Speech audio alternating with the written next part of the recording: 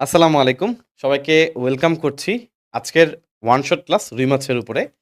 তো রুই মাছ এই টপিকটা হচ্ছে খুবই ইজি টপিক। এইজন্য বললাম, কারণ এই টপিক থেকে সিকিউ আসে খুবই অল্প কয়েকটা টপিকের উপরে। একদম কয়েকটা বাছাই করা টপিক, এবং এই টপিকগুলো আমি ইনশাআল্লাহ তোমাকে সাজেশন আকারে দিয়ে প্রত্যেকটা টপিক ইনশাআল্লাহ পড়ায় দিব। এগুলো থেকে ম্যাক্সিমাম সিকিউ এবং অনেক ক্ষেত্রে এমসিকিউ ম্যাক্সিমাম কমন আসে। সো ইনশাল্লাহ আজকের ক্লাসটা করলে তোমরা রুই মাছের একটা ভালো প্রিপারেশন নিতে পারবা। তোমাদের সাথে আছি আমি, doctor Abrar Hamim from Dhaka medical college. And ইনশাল্লাহ এই পুরো মাস্টার ওয়ান শট সিরিজটা যারা করতে পারবে তারা দেখবে বায়োলজিতে অ্যাটলিস্ট তোমরা সিকিউতে সর্বোচ্চ ভালো রেজাল্ট করতে পারবা। সো প্রথমে চলে যাব রুই মাছের যেই সাজেশন পার্টটুকু আছে সেখানে। খেয়াল করো ভাই, প্রথমে এই রুই মাছ থেকে রুই মাছের বাহ্যিক গঠন তুমি বলতে পারো ভাইয়া এটা কেন লিখছেন, এটা ইম্পর্টেন্ট, খুব ইম্পর্টেন্ট না। এটা আমি লিখতেছি বিকজ এইটা এইটা মূলত এমসিকিউ পার্টের জন্য লাগবে। তো আমি অ্যাকচুয়ালি এখানে মাঝে মধ্যে এমন হয় যে বাহ্যিক গঠন থেকে যদি ইনকেস একটা গঠন দিয়ে প্রশ্ন দিয়ে দিল ওই অধ্যায় একের সাথে মিল রেখে, তখন যেন তুমি মোটামুটি অ্যান্সার করতে পারো। আর সবচেয়ে ইম্পর্টেন্ট কথা, এইটা তুমি যদি আমার এই অংশটা দেখো তাহলে তুমি এমসিকিউতে আটকাবো না এই অংশটা থেকে আসলে। ওকে, 5 স্টার ইম্পর্টেন্ট আমাদের এই অধ্যায়ে রুই মাছ থেকে পড়তে হবে রুই মাছের টোটাল রক্ত সংবহন তন্ত্র। এইটা হচ্ছে মাস্ট। রুই মাছের রক্ত সংবহন তন্ত্র। এখন ভাই এই রক্ত সংবহন তন্ত্র কিন্তু অনেক হিউজ হিউজ একটা বিষয়। কেন হিউজ? কারণ এই রক্ত সংবহন তন্ত্র পড়ার সময় আমরা রক্ত সংবহন তন্ত্রের কি কি উপাদান আছে, অর্থাৎ কি কি জিনিস নিয়ে কি কি অংশ নিয়ে এই রক্ত সংবহন তন্ত্রটা তৈরি হয়। যেমন রক্ত সংবহন তন্ত্র পুরো সিস্টেম, রক্ত থাকে, রক্তরস, রক্ত কণিকা, হৃৎপিণ্ড, রক্তনালী, এই অনেক কিছু জিনিস। এগুলো ইনশাল্লাহ শর্টকাট ওয়েতে পরীক্ষার হলে আসলে যেন তুমি লিখতে পারো ওই লেভেল ইনশাল্লাহ পড়াবো। নেক্সট খেয়াল করে দেখেন, 5 স্টার ইম্পর্টেন্ট আমরা রক্ত প্রবাহ প্রক্রিয়া পড়বো। এইটার মধ্যেই কিন্তু আছে ভাইয়া ধমনীতন্ত্র। তুমি বলতে পারো ভাইয়া শুধু কি ধমনীতন্ত্র, শিরাতন্ত্র নাই? শিরাতন্ত্র আছে, তবে 90%-এরও বেশি চান্স ধমনীতন্ত্র আসতে পারে যদি পরীক্ষা আসে। নর্মালি আসলে ধমনীতন্ত্র, এবং এই ধমনীতন্ত্র পড়তে গিয়ে সবাই আটকায়, ম্যাক্সিমাম আটকায়, কিন্তু ইনশাল্লাহ আমি তোমার একবার ইজি ওয়েতে পড়াই দিব। নেক্সট খেয়াল করে দেখো, very very very important, 5 star important, রুই মাছের শ্বসন শ্বসন তন্ত্র। অ্যাকচুয়ালি আমি তন্ত্র বলবো না, শ্বসন কৌশল, টোটাল শ্বসন কৌশল ইনক্লুডিং ভেরি ইম্পর্টেন্ট এর মধ্যে পড়তে হবে ফুলকা। এই ফুলকা আমাদের অবশ্যই ফুলকার গঠন সহ পড়তে হবে, কারণ আমাদের ফুলকার সূত্রের গঠন কিন্তু দেয়া আছে। নেক্সট খেয়াল করো, 3 star important, not 3 star, actually it is also 5 star টাইপের। সেটা হচ্ছে রুই মাছের যে বায়ুথলি বা পটকা, সেই পটকার গঠন, ছবি এবং গুরুত্ব। এই কয়েকটা টপিক তুমি যদি পড়তে পারো ইনশাল্লাহ রুই মাছ তুমি ভালো, একবারে মোটামুটি 90%-এর উপর চান্স থাকবে রুই মাছ থেকে যে কোনো সিকিউ আসলে তুমি অ্যান্সার করতে পারবা। তাহলে আমরা সব শুরুতে আমরা একবারে প্রথম যে প্রশ্নটা আছে ভাইয়া, সেটা হচ্ছে বাহ্যিক গঠন। এটা ইনশাল্লাহ শুরু করব। তার আগে আমি এটা একটু পেজটা কপি করে নেই, একাধিক কপি করে নেই, যাতে করে আমি পরবর্তীতে প্রত্যেকটা পেজে আমি সেম প্যাটার্নটা পাই। ঠিক আছে? ওকে, তাহলে আমি ইনশাল্লাহ শুরু করতেছি ভাইয়া। তো আরেকটা কথা বলে রাখি, যারাই আমার এই চ্যানেলে নতুন আছো তোমরা এই চ্যানেলটাতে সাবস্ক্রাইব করে আমাকে হচ্ছে মোটিভেটেড রাখবা ইনশাল্লাহ। আর যারা যারা এই চ্যানেলে ক্লাস নতুন করতে আসছো, তোমাদের ক্লাসে যদি ক্লাস ভালো লেগে থাকে তোমরা অবশ্যই কমেন্ট সেকশনে একটা কমেন্ট করে জানাবা এই ক্লাসটা তোমাদের কাছে কেমন লেগেছে আফটার ক্লাস।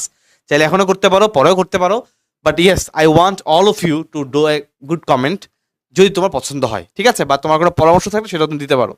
আর তোমাদের জন্য ইনশাল্লাহ এমসিকিউর একটা আলাদাভাবে প্লেলিস্ট ইনশাল্লাহ আমি তৈরি করার প্ল্যান করেছি। সো ইনশাল্লাহ তোমরা এইচএসসির আগেই একটা এমসিকিউ ওয়ান শট প্রত্যেকটা অধ্যায় ইনশাল্লাহ পেয়ে যাবা। ঠিক আছে? নেক্সট কথা হচ্ছে, তোমাদেরকে ইনশাল্লাহ আমি চেষ্টা করবো আগামী 2 থেকে 3 দিনের মধ্যে জৈব রসায়নের নামকরণ আছে না, জৈব যৌগের নামকরণ, এই নামকরণের একটা ছোট্ট একটা ভিডিও ইনশাল্লাহ, ছোট্ট না মোটামুটি ভালো একটা ক্লাস দিব ইনশাল্লাহ। যে ক্লাসটাতে শর্টকাট হইতে খুব ইজি হইতে আমি ইনশাল্লাহ তোমাদেরকে নামকরণটা গুছাই দিব। এটা আমার অনেক প্ল্যান ছিল আগের, আমি মোটামুটি কন্টেন্ট রেডি করা আছে ইনশাল্লাহ, আমি জাস্ট ডেলিভারি করে রেডি করে তোমাদেরকে দিব। ঠিক আছে? সো আশা করি তোমাদের ওটাও কাজে লাগবে। তো ভাই চলে আসি, শুরু করি আমরা বাহ্যিক গঠন। এখন দেখো রুই মাছের ছবি আঁকতে পরীক্ষায়, ধরো পরীক্ষায় ও আরেকটা বিষয়, এখানে মাঝে মধ্যে হালদা আছে না, হালদা, রুই মাছ কিভাবে তুমি সংরক্ষণ করবা, এই হালদা নদীর এসব কাহিনী মাঝে মধ্যে দেয় ঘ নাম্বারে, সংরক্ষণ কিভাবে করবা। এখন মনে করো পরীক্ষায় ঘ নাম্বার আসছে সংরক্ষণ। এখন তুমি যদি শুধুমাত্র গদ বাঁধা লাইন লিখো নাম্বার পাবা না বেশি একটা।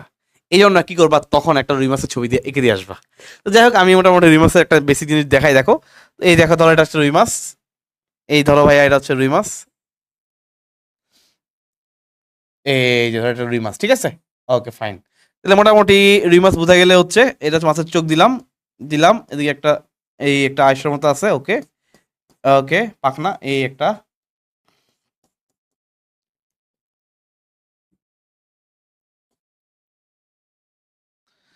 এগুলো আছে, এদিকে একটা আছে, ওকে ঠিক আছে ভাই। খেয়াল করে দেখেন, মোটামুটি একটা গ্রস রুই মাছ আঁকছি আমি। তো আমার চেয়ে ভালো তোমার আরো সুন্দর, এদিকে আমরা যদি আইস দিই, তাই না, এরকম আকার আইস দেই, আইস। ছোটবেলায় যারা রুই মাছ এঁকেছো তারা হয়তো ধারণা করতে পারবা, আমরা এইভাবে হচ্ছে কিছু আইস আকারে এইভাবে দিই।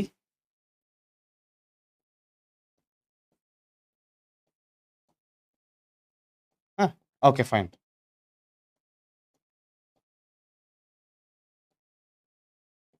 ওকে, এভাবে তুমি মনে করো আইস দাও, কোনো সমস্যা নেই।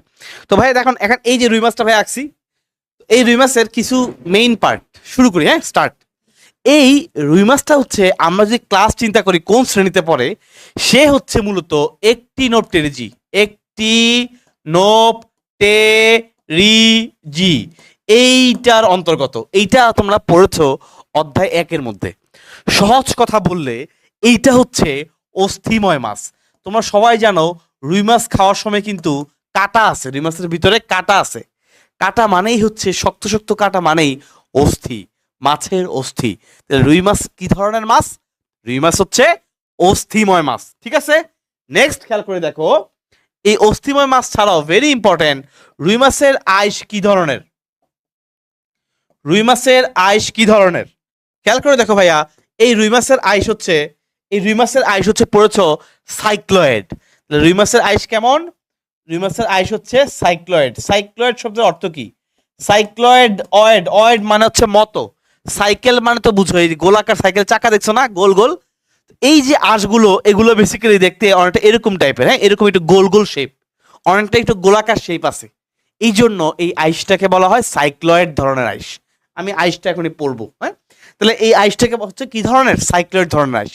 এবার খেয়াল করি, রুই মাছের মধ্যে অনেকগুলা পাখনা টাকনা আছে। তাহলে আমরা শর্টকাট ওয়েতে পাখনাগুলো একটু পড়বো, শর্টকাট ওয়েতে কিরকম পড়বো খেয়াল করো ভাইয়া। মনে রাখবা, যে সকল পাখনার নাম শুরুতে প দিয়ে, যে সকল পাখনার নাম শুরুতে প দিয়ে, এই পাখনাগুলো হচ্ছে সিঙ্গেল। তো যাদের নামে প আছে তারাই হলো সিঙ্গেল। যে সকল পাখনার নামের শুরুতে প আছে, কিরকম দেখো, এই যে প দিয়ে যারা, তাদের নাম তার শুরুতে সিঙ্গেল, তাহলে প দিয়ে যারা তারা হচ্ছে সিঙ্গেল। সিঙ্গেল মানে হচ্ছে ভাই অযুগ্ম, অযুগ্ম মানে জোড়া না। এক্সাম্পল দেখো, এই যে এই পাখনাটা, এটার নাম হচ্ছে পৃষ্ঠ পাখনা। কি নাম? পৃষ্ঠ পাখনা, কারণ এটা পৃষ্ঠে আছে। এরপরে দেখো, এই যে এটা হচ্ছে পুচ্ছ পাখনা, পুচ্ছ পাখনা, পুচ্ছ পাখনা মানে সহজ কথা লেজ, রিমাস যে লেজ, এটাও একটা সিঙ্গেল। এবার দেখো আরেকটা আছে পায়ু, পায়ু পথের এখানে একটা পাখনা আছে, নাম হচ্ছে পায়ু পাখনা। ধরো এটা এখানে এদিকে এদিকে থাকে, হ্যাঁ, তাহলে এটা হচ্ছে পায়ু পাখনা। তাহলে এই যে তিনটা পাখনা ভাইয়া, এই তিনটা হচ্ছে একটা করে থাকবে। এই তিনটা কয়টা করে থাকবে? এই তিনটেই থাকবে একটা করে, ঠিক আছে। সো এই দেখো, পৃষ্ঠ পাখনা একটা, পুচ্ছ পাখনা একটা, পায়ু পাখনাও একটা করে। কারণ কি? আমি কিভাবে মনে রাখবো? এদের নামের শুরুতে প আছে, এই যে প দিয়ে ইনশাল্লাহ মনে রাখবো, শেষ, ডান এন্ড ডাস্টেড। আর বাকি যাদের নামের সাথে প নাই, এরা হচ্ছে জোড়া জোড়া। কিরকম? এই যে দেখো, এটা কি বক্ষ পাখনা, এটা কি বক্ষ পাখনা, এটা কি, ধরো এটা হচ্ছে শ্রোণী পাখনা, একটু একটি পাশে হবে, হ্যাঁ ছবিটা একটি পাশে হবে, সমস্যা নেই। এটা হচ্ছে শ্রোণী পাখনা, এরা হচ্ছে দুইটা করে, জোড়া জোড়ায়, কারণ এদের নামের মধ্যে প নাই। অনেকগুলো এমসিকিউ হয়ে গেল। এবার আসি ভাইয়া, এই যে রুই মাছ, এই রুই মাছের মুখের মধ্যে অনেক কিছু কাহিনী আছে। কিরকম দেখো, ওদের দাঁত নাই, দাঁত নাই, দাঁতের পরিবর্তে ওদের আছে কর্তন আল, কর্তন আল। এখন এটা দেখে আমরা আসলে কি বুঝতে পারি? তো কর্তন আল একটু এরকম দাঁতের মতোই অনেকটা, হ্যাঁ এরকম কাটতে পারে এরকম। তার মানে এইটা দেখে আমরা বুঝতে পারি রুই মাছ কেটে কেটে খায়, ঠিক কিনা? তাহলে কর্তন আল দেখে আমরা বুঝতে পারি যে রুই মাছ খাদ্য কর্তন করে, কর্তন করে চিবিয়ে খায়, বা কর্তন করে খায়, চিবিয়ে খায় বড় দরকার নেই, কর্তন করে খায়, ঠিক আছে। তাহলে আমরা এই কর্তনাল দেখে বুঝি রুই মাছ কর্তন করে খায়, মানে কেটে কেটে খায়। কেটে কেটে কেটে কেটে আসলে কি খায়? নরম জলজ উদ্ভিদ। একটু নরম নরম যে জলজ উদ্ভিদগুলো আছে, এই নরম জলজ উদ্ভিদগুলো এই নরম জলজ উদ্ভিদগুলো কর্তন করে বা কেটে কেটে খায়। ঠিক আছে? আচ্ছা, এবার নেক্সট হচ্ছে তার মধ্যে ভেরি ইম্পর্টেন্ট, রুই মাছের ফুলকা রেকার। ফুলকা রেকার।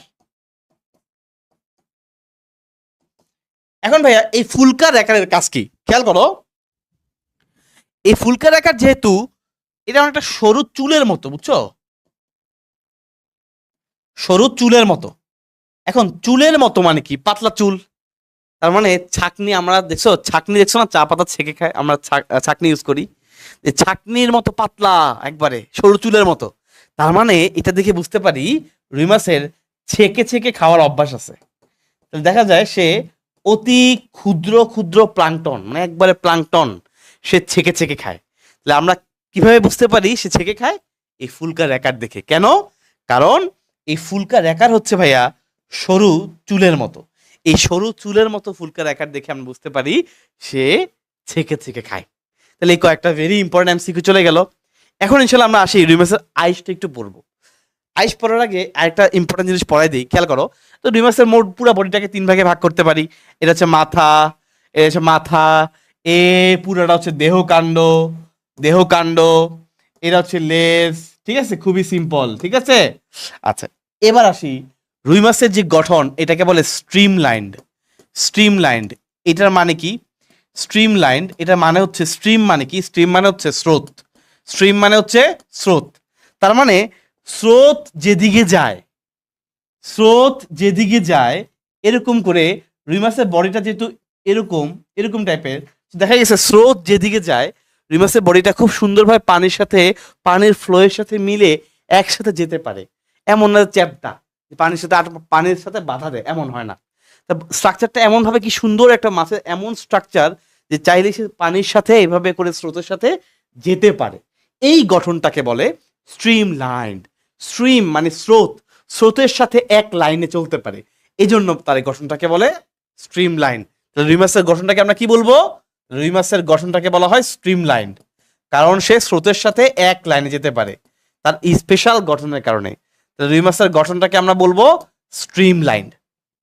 এবার খেয়াল করো, রুই মাছের চলনের প্রধান অঙ্গ কোনটা? খেয়াল করো, চলন অঙ্গ কোনটা? তুমি বলতে পারো ভাই আর রুই মাছের তো পাখনা আছে, এই পাখনা দিয়ে চলে। হ্যাঁ, এই যে বক্ষ পাখনা, হ্যান ত্যান অনেক কিছু আছে, এগুলো দিয়ে চলে। তবে প্রধান চলন অঙ্গ কোনটা, যে কোনটা দিয়ে আসলে মেইনলি সে কোনটা দিয়ে আসলে চলে? মেইনলি সে চলে লেজ দিয়ে। লেজ দিয়ে, এই বাবাজি, এই বাবাজির দিয়ে সে চলে। এই লেজটা কেমন? এই লেজটাকে বলা হয় পুচ্ছ পাখনা। পুচ্ছ পাখনা। সে বেসিক্যালি ভাইয়া লেজ দিয়ে চলে বা পুচ্ছ পাখনা দিয়ে চলে। এই পুচ্ছ পাখনাটা কেমন দেখো, এরকম না? উপরে এরকম, এই, ঠিক কিনা বলো? মাঝখান দিয়ে ভাগ করলে উপরে নিচে সমান না? মাঝখান দিয়ে ভাগ করলে উপরে নিচে সমান। সমান মানে হোমো। এই পুচ্ছ পাখনাটাকে বলা হয় হোমো সার্কাল। কি বলে? Homo circle. কেন? কারণ উপরে নিচে সমান। আর হোমো সার্কাল, এই যে উপরে নিচে সমান, এই জন্য হোমো সার্কাল। হোমো মানে একই, উপরে নিচে একই। আর যদি সমান না হইতো তখন তাকে আমরা বলতাম হ্যাটারো সার্কাল। এটা আমরা ওই যে হাঙ্গর টাঙ্গরের ক্ষেত্রে পাই, এরকম এরকম এসে এরকম, এরকম পাই। এটা হচ্ছে হ্যাটারো সার্কাল। এটা না কিন্তু, হ্যাঁ, এটা হচ্ছে হোমো সার্কাল। এটা উপরে নিচে সমান, এটাকে বলা হয় স্পেশাল একটা গঠন। ঠিক আছে, তাহলে আমরা আলহামদুলিল্লাহ অনেক ভালো ভালো এমসিকিউ পড়ে ফেললাম। এখন আমরা পড়বো হচ্ছে আইস, রুই মাছের আইস। এটা তোমরা 1 স্টার দিয়ে লিখতে পারো। কোনো কোনো জায়গায় তোমরা আইস নিয়ে মাঝে মধ্যে প্রশ্ন পেতেও পারো। হ্যাঁ, সো 1 মিনিট ভাই, 1 মিনিটও না, ইনশাল্লাহ তুমি পড়ার পরে আমি পড়াই দিই তোমাকে। তুমি বাসায় ইনশাল্লাহ, তুমি যখনই বাসায় ইনশাল্লাহ তুমি পড়তে যাবা, দেখবা যে তোমার খুবই অল্প সময় পড়া হয়ে গেছে। খেয়াল করো ভাইয়া, আইস। আইস দেখেন খুবই ইজি ভাই, খুবই ইজি। আইস, প্রথম কথা আমি যেভাবে লিখাই দেই তোমরা সুন্দর করে এভাবে আগে মাথায় রাখবা। ঠিক আছে, ওকে। আইস কি দিয়ে তৈরি হয়? চুন মানে ক্যালসিয়াম এবং তার সাথে কোলাজেন। আইস, প্রথম কথা, আইস তৈরি হয় কি দিয়ে? উত্তর হচ্ছে চুন এবং কোলাজেন দিয়ে। ঠিক আছে, চুন এবং কোলাজেন দিয়ে তৈরি হয়। তাহলে আমাদের একটা লাইন কিন্তু অলরেডি ভাইয়া হয়ে গেল, চুন এবং কোলাজেন দিয়ে তৈরি হয়। নেক্সট লাইন হচ্ছে এই আইসটা কখন বৃদ্ধি পায়? এই আইসটা বৃদ্ধি বৃদ্ধি পায় বসন্তকালে, বসন্ত এসে গেছে, এবং গ্রীষ্মে। এই দুই সময় মানে একবারে বসন্তকাল চলে আসছে আর গ্রীষ্মকাল তো কি সুন্দর একটা গরমের গরমের কাল, ফল পাওয়া যায় অনেক ভালো। এই দুই সময়ে আইসের বৃদ্ধি ভালো হয়। ভেরি ইম্পর্টেন্ট সিকিউ, আইসের বৃদ্ধি ভালো হয়, আইসের বৃদ্ধি ভালো হয়, ঠিক আছে। আচ্ছা, নেক্সট কথা হচ্ছে এই আইসটাকে কি বলে, একটু আগে পড়লাম। এই আইসটা হচ্ছে সাইক্লয়েড ধরনের। কি ধরনের? সাইক্লয়েড ধরনের। সাইক্লয়েড, রুই মাছের আইস কি ধরনের? সাইক্লয়েড ধরনের, মানে গোলাকার গোলাকার টাইপ। ওকে, তাহলে আমরা এখন ছবিটা আঁকবো ভাই, খেয়াল করে দেখেন, খুবই ইজি। এই ছবি আঁকা খুবই দুধবাত। এ শেষ, এই শেষ। ওমা, বাইরে কি আঁকছেন? শেষ, এটাই শেষ। এতটুকু আঁকো, এনাফ। একটু মার্ক করে দিলাম। তার মানে এই জায়গাটা ঢুকানো থাকে মাছের শরীরের মধ্যে, আছে না? ঢুকানো আছে না? দেখো, এই দেখো, এই যে দেখো, এই একটা অংশ কি মাছের শরীরের ভিতরে ঢুকানো আছে। এই যে ঢুকানো আছে, যেটাকে আমরা একটা ধারালো কিছু দিয়ে আমরা ঘষা দিলে পরে উঠে, নর্মালি উঠে না। এই যে যে অংশটা এই ঢুকানো আছে, যে অংশটা ঢুকানো আছে, এটা মনে করো এইটা। তাহলে পশ্চাৎ অংশটা ভিতরের দিকে ঢুকানো আছে, পশ্চাৎ অংশটা ভিতরের দিকে ঢুকানো আছে। এখন ভিতরের দিকে ঢুকানো আছে, আমরা আমাদের হাত কোথায় ঢুকাই? পকেটের ভিতর ঢুকাই না? এই যে পকেটের মধ্যে হাত ঢুকাই। তাহলে এরকম ভাবে আইস যে জায়গায় ঢুকানো থাকে, আইস যে জায়গায় ঢুকানো থাকে ওইটার নামও পকেট। তাহলে আইস যে জায়গায় ঢুকানো থাকে ওইটার নামও কি? পকেট। এটার নাম হচ্ছে, সুন্দর করে বললে, ডারমাল পকেট। কি নাম? ডারমাল পকেট। আইস যে জায়গায় ঢুকানো থাকে তার নাম কি? ডারমাল পকেট। ঠিক আছে, রাইট? ইনশাল্লাহ। এই আইসের একবারে মাঝখানে একটা গোল্লা, মানে কি? সেন্টার, কেন্দ্র। আমরা একটা বৃত্ত আঁকার সময় একটা কেন্দ্র আঁকি না? এটা হচ্ছে ওয়ান টাইপ অফ সেই সেন্টার বা কেন্দ্র। এই কেন্দ্রটাকে বলা হয় ফোকাস। কি বলে? ফোকাস। ফোকাস শব্দের বাংলায় হচ্ছে কেন্দ্র। তাহলে এটার মানে হচ্ছে কেন্দ্র, ফোকাস বা কেন্দ্র, রাইট? ওকে, এবার খেয়াল করে দেখো নেক্সট। এই আইসের মধ্যে ভাইজান খেয়াল করেন, এই আইসের মধ্যে এরকম করে বৃত্তাকারে, এরকম করে বৃত্তাকারে, এই যে বৃত্তাকারে বৃত্তাকারে অনেকগুলো রশ্মি থাকে। এরকম বৃত্তাকারে অনেকগুলো এরকম রশ্মির মতো থাকে, বৃত্তাকারে থাকে বা সার্কেল আকারে থাকে। সার্কেল আকারে, সার্কেল মানে কি? বৃত্ত। এই জন্য এদেরকে বলা হয় সার্কুলি। কি বলা হয়? সার্কুলি। যেহেতু সার্কেল আকারে বা বৃত্তাকারে থাকে এই জন্য বলা হয় সার্কুলি। ঠিক আছে। আচ্ছা, এদের মধ্যে কিছু কিছু রশ্মি, কিছু কিছু এরকম বৃত্তাকার রেখা একটু আনকমন। আনকমন কি? ওরা দেখা যায় একটু একটু অ্যাটিপিক্যাল। ধরো এখানে একটা আছে, আবার ধরো এখানে একটা আছে। এই যে একটু প্রমিনেন্ট, স্পেশাল। কেন স্পেশাল? কারণ এগুলা প্রতি বছরে একটা করে নতুন তৈরি হয়। ধরো একটা রুই মাছের বয়স 1 বছর, তার বেলা খালি একটা বাবা। একটা রুই মাছের বয়স মনে করো 2 বছর, তার বেলায় এই স্পেশাল রশিটা 2টা থাকবে। তাহলে এইটা দেখে আমরা বুঝতে পারি যে এই রুই মাছের বয়স কত। তাহলে প্রতি বছর অ্যানুয়ালি, বলে না অ্যানুয়াল ইয়ার, মানে 1 বছর শেষ হয়ে গেছে, 1 বছর পুরাপুরি। তাহলে প্রতি 1 বছরে একটা একটা করে নতুন নতুন রশ্মি পাওয়া যায়। প্রতি 1 বছর মানে অ্যানুয়াল ইয়ার, বলে না অ্যানুয়াল ইয়ার। এক্স্যাক্টলি এই রশ্মিগুলোকে বলা হয়, এই রশ্মিগুলোকে বলা হয় অ্যানুলাস। তাহলে অ্যানুয়াল ইয়ার দিয়ে মনে রাখতে পারো যে প্রতি বছর একটা একটা করে এই রশ্মিগুলো তৈরি হয়, তার নাম হচ্ছে অ্যানুলাস। তাহলে প্রতি বছরে একটা একটা করে তৈরি হয়, নাম কি? অ্যানুলাস। ঠিক আছে, ইনশাল্লাহ শেষ। তাহলে মোটামুটি আইস থেকে আমাদের আলহামদুলিল্লাহ অনেক পড়া হয়ে গেছে, এর বেশি পড়া লাগে না। এই 3টা পয়েন্ট বললাম, লিখছো। লেখার পরে তুমি ফোকাস কেন্দ্র কথা লিখবা, বৃত্তাকার রেখাগুলোকে সার্কুলি বলে এটা লিখবা, আইসটা ডার্মাল পকেটের মধ্যে ঢুকানো থাকে এটা লিখবা। এরপরে এই যে প্রতি বছরে একটি করে নতুন রেখা তৈরি হয়, এটিকে বলা হয় অ্যানুলাস। অ্যানুলাস অথবা অ্যানুয়াল ইয়ার মানে কি? বছরান্তে তৈরি হয়, বা বার্ষিক বৃদ্ধি রেখা, বা বার্ষিক বৃদ্ধি রেখা। ইনশাল্লাহ এতটুকু লিখবা। আই থিঙ্ক তোমার কত লেখা লাগে? ছবিটা আঁকবা, আমি ছবিটা আঁকতে বেশি সময় লাগছে? লাগে নাই। মার্কিং করবা অলওয়েজ এক পাশে। আমি তোমাকে বোঝানোর জন্য একবার এখানে লিখছি, তুমি মার্কিং করবা অলওয়েজ এক পাশে। এই এনুলাস সবগুলো লেখাকে দাগ দিয়ে এনুলাস যেগুলো হবে এগুলো একটু মোটা করে পেন্সিল দিয়ে একটু মোটা করে দিবা, তাইলেই হচ্ছে। খুব বেশি দেওয়া লাগবে না, 2টা 3টা দিলেই এনাফ। এর বেশি একবারে রুই মাছকে 20 বছর বানাই দিও না, মোটামুটি রাখলেই চলবে। ঠিক আছে। তাহলে আমাদের আলহামদুলিল্লাহ আইস থেকেও পড়া হয়ে গেল। রুই মাছের আইস ইনশাল্লাহ আমরা এমসিকিউ আসলে পারবো, ইনশাল্লাহ সিকিউরিটিতে যদি আসে 1 স্টার দিছি, পারবো ইনশাল্লাহ। এখন আমরা চলে যাবো ভেরি ভেরি ভেরি ইম্পর্টেন্ট, রক্ত সংবহন তন্ত্র। খেয়াল করেন ভাইজান, রুই মাছের রক্ত সংবহন তন্ত্র as simple as easy as you like. প্রথম কথা, আমরা রক্ত সংবহন তন্ত্রের মধ্যে একটা কনসেপ্ট আমরা একটু পড়বো, সেটা হচ্ছে রক্ত সংবহন তন্ত্র। ये क्या हो गया बेटा? ওকে ওকে, রিভার্সের রক্ত সংবহন তন্ত্র খেয়াল করে দেখেন, রক্ত সংবহন তন্ত্র কি কি দিয়ে তৈরি হয় এটা বুঝতে হবে। যে কোনো রক্ত, যে কোনো কিছু, রক্ত সংবহন তন্ত্র মূলত প্রথম কথা, রক্ত, সেই রক্তের মধ্যে কি আছে? সেই রক্তের মধ্যে আছে রক্তরস আর রক্তকণিকা। এটা আমরা সবাই পারি, রক্ত অধ্যায়ে আমরা পড়েছি। রক্ত মানে দুইটা আইটেম দিয়ে তৈরি হয়, দুইটা জিনিস দিয়ে তৈরি হয়। একটা হচ্ছে ব্লাড সেল বা রক্তকণিকা, অনেকে সেল না বলে কর্পাসেল বলে, সমস্যা নাই। আর একটা হচ্ছে প্লাজমা বা রক্তরস, ঠিক আছে। নেক্সট নাম্বার 2, হার্ট বা হৃৎপিণ্ড। অবশ্যই তার হার্ট থাকবে। যে কোনো একটা কিছু, আমরা ঘাসফড়িংয়েও পড়েছি হার্ট আছে, এখানেও হার্ট আছে বা হৃৎপিণ্ড আছে। এরপর হচ্ছে তার বিভিন্ন নালী। নালী বলতে কি? নালী বলতে দেখা গেছে তার ধমনী হইতে পারে, ধমনী আছে, তার অবশ্যই তার শিরা আছে। শুধু ধমনী তো থাকবে না, শিরা থাকবে, কারণ অক্সিজেন কার্বন ডাইঅক্সাইডের কাহিনী আছে, যদিও তার বেলায় কাহিনী ভিন্ন বলতেছি। এবং কৈশিক জালিকা, এগুলো হচ্ছে বেসিক্যালি নর্মালি সবার থাকে। এগুলো হচ্ছে যে কোনো একটা রক্ত সংবহন তন্ত্র পরীক্ষা আসলে তোমাকে এই কয়েকটা বিষয় উল্লেখ করতে হবে, এবং তখন তুমি কম লিখো নাম্বার ভালো পাবা। যে কোনো রক্ত সংবহন তন্ত্র আসলে, মানুষের, গরু, ছাগল, হাঁস, মুরগি যারে আসুক। এবার খেয়াল করো, রক্তরস খুব সিম্পল, এখানে তেমন কিছু লাগবে না। রক্তকণিকাটা আমাদের ভালো করে পড়তে হবে। কেন? কারণ রুই মাছের রক্তকণিকা দুই ধরনের, একটা হচ্ছে লোহিত রক্তকণিকা, আর একটা হচ্ছে শ্বেত রক্তকণিকা, ডাব্লিউবিসি। আমাদের যেরকম অনুচক্রিকা থাকে, এইটা আবার রুই মাছে নাই। এই জন্য রুই মাছের যদি কোনো জায়গায় কেটে যায়, সে আর বাঁচে না, রক্তপাত হয়ে সে মারা যাবেই। তোমার যেরকম একটা জায়গায় কেটে গেলে ওই জায়গাটাতে রক্ত তঞ্চন হয়, রক্তটা জমাট বাঁধে, অনুচক্রিকা আছে বলে।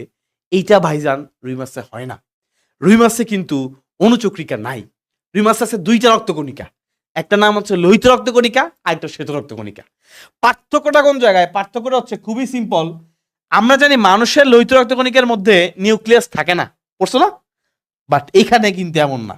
এখানে আরবিসি এবং ডাব্লিউবিসি দুই জায়গাতেই নিউক্লিয়াস আছে। আরবিসি এবং ডাব্লিউবিসি দুই জায়গাতেই নিউক্লিয়াস আছে, ঠিক আছে। এখানে আরবিসি এবং ডাব্লিউবিসি দুই জায়গাতেই নিউক্লিয়াস আছে, এটা একটা ইম্পর্টেন্ট বিষয়। তো আরবিসির মধ্যে as you all know haemoglobin আছে, হিমোগ্লোবিন থাকার কারণে রক্তের রং লাল হয়। এগুলা খুবই সিম্পল, হ্যাঁ, এগুলা আগের মতোই সব। ডাব্লিউবিসিটা দেখতে অনেকটা এমিবার মতো, এমিবার আকৃতি। এমিবা কোনটা মনে আছে? এই যে বিক্ষিপ্ত উল্টাপাল্টা আকার, উল্টাপাল্টা আকার হলে তার আমরা এই প্রাণীটা হচ্ছে এমিবা। এবং বুঝতে পারছো এই এমিবা মানে কি? উল্টাপাল্টা আকার। তার মানে এটা নির্দিষ্ট কোনো আকার নাই, ডাব্লিউবিসির নির্দিষ্ট কোনো আকার নাই, এবং এটা বর্ণহীন, কোনো কালার নাই, কারণ হিমোগ্লোবিন তো নাই, সো বর্ণহীন, ঠিক আছে, এমিবার মতো বর্ণহীন। ওকে ফাইন, এই পয়েন্টগুলো ইনশাল্লাহ তুমি মনে রাখতে পারো, ঠিক আছে। এখন আসি আমরা হার্ট। হার্টটা ভেরি ভেরি ভেরি ইম্পর্টেন্ট। কেন? বিকজ রুই মাছের যে হার্ট, রুই মাছের যে হার্ট বা রুই মাছের যে হৃৎপিণ্ড, এইটাকে বলা হয় ভেনাস হার্ট। রুই মাছের হার্ট বা রুই মাছের হৃৎপিণ্ডকে বলা হয় ভেনাস হার্ট। প্রশ্ন হচ্ছে ভাইয়া কেন ভেনাস হার্ট বলে? ভেনাস মানে হচ্ছে ভেইন থেকে আসছে, ভেইন। ভেনাস কোত্থেকে আসছে? ভেইন থেকে আসছে। ভেইন শব্দের অর্থ হচ্ছে শিরা, বাংলায় ভেইন অর্থ হচ্ছে শিরা। আমরা সবাই জানি, আমরা সবাই পারি যে শিরা শুধুমাত্র কার্বন ডাইঅক্সাইড যুক্ত রক্ত পরিবহন করে। শিরা কি ধরনের রক্ত পরিবহন করে? কার্বন ডাইঅক্সাইড যুক্ত রক্ত পরিবহন করে। মজার বিষয় হচ্ছে রুই মাছের যে হৃৎপিণ্ড, সে অনলি শুধুমাত্র কার্বন ডাইঅক্সাইড যুক্ত রক্ত পরিবহন করে, কার্বন ডাইঅক্সাইড যুক্ত রক্ত পরিবহন করে। এই জন্য ভাইজান রুই মাছের হার্টটা স্পেশাল। এই জন্য যেহেতু সে carbon dioxide only carbon dioxide পরিবহন করে বা ভেইনের মতো কাজ করে, এই জন্য তাকে বলা হয় ভেনাস হার্ট। এটা খতে আসে, গতে আসলেও আমি অবাক হব না, হার্টের গঠন দিয়ে আসতে পারে।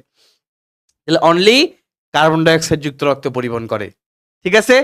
তাহলে দেখো আমাদের হার্টের মধ্যে কিন্তু, মানুষের হার্টে কি হয়, এই যে আমি তুমি মানুষ, এই ধরো এটা তুমি, আমেনা, বিলকিস এবং মিস্টার করিম, রহিম, জব্বার, এই যে মানুষটা, তার যে হার্ট, তার যে এখানে যে পুচকি যে হার্টটা আছে, এই যে হার্ট আছে ভাইজান, এই মানুষের হার্ট কিন্তু অক্সিজেন এবং কার্বন ডাইঅক্সাইড দুই ধরনের রক্তে পরিবহন করে।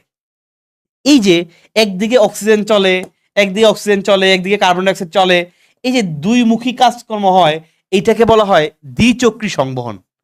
দ্বিচক্রী সংবহন, দুইটা চক্র, একটা অক্সিজেনের চক্র, একটা কার্বন ডাইঅক্সাইডের চক্র। কিন্তু ভাইজান রুই মাছে অনলি কার্বন ডাইঅক্সাইড, এই জন্য এই সংবহনটাকে বলে এক চক্রী সংবহন। এক চক্রী সংবহন, আমি বিশ্বাস করি সবাই ইনশাল্লাহ বুঝে গেছো। কম সময় ইনশাল্লাহ বেশি বোঝা অনেক ভালো, ঠিক আছে। তাহলে আলহামদুলিল্লাহ আমরা বিশ্বাস করি সবাই বুঝছো। মানুষের বেলায় আমরা দ্বিচক্রী সংবহন পাই, কারণ মানুষের হার্টের কথা মনে আছে তোমাদের?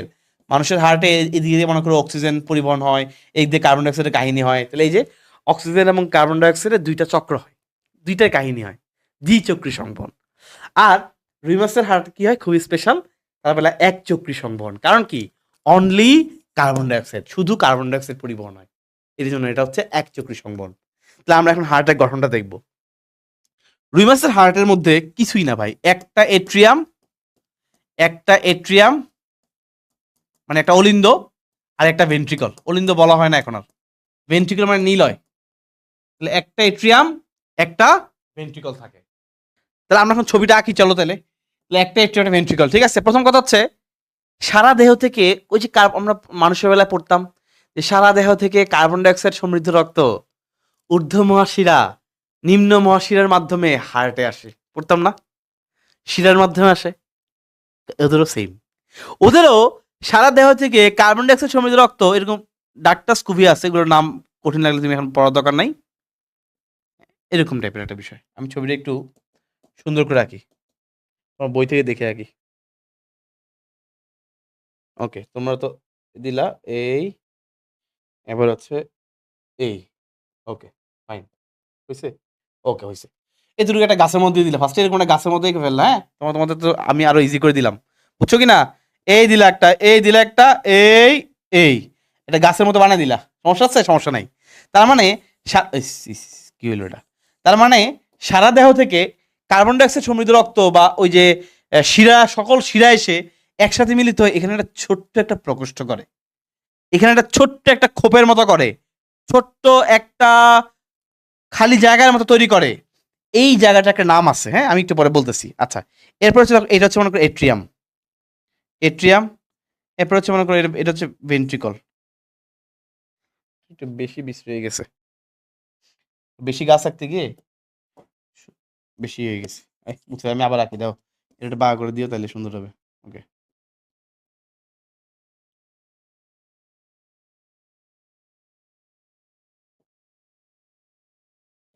Okay fine, lovely. অনেকদিন পর আমি নিজেও আঁকতেছি।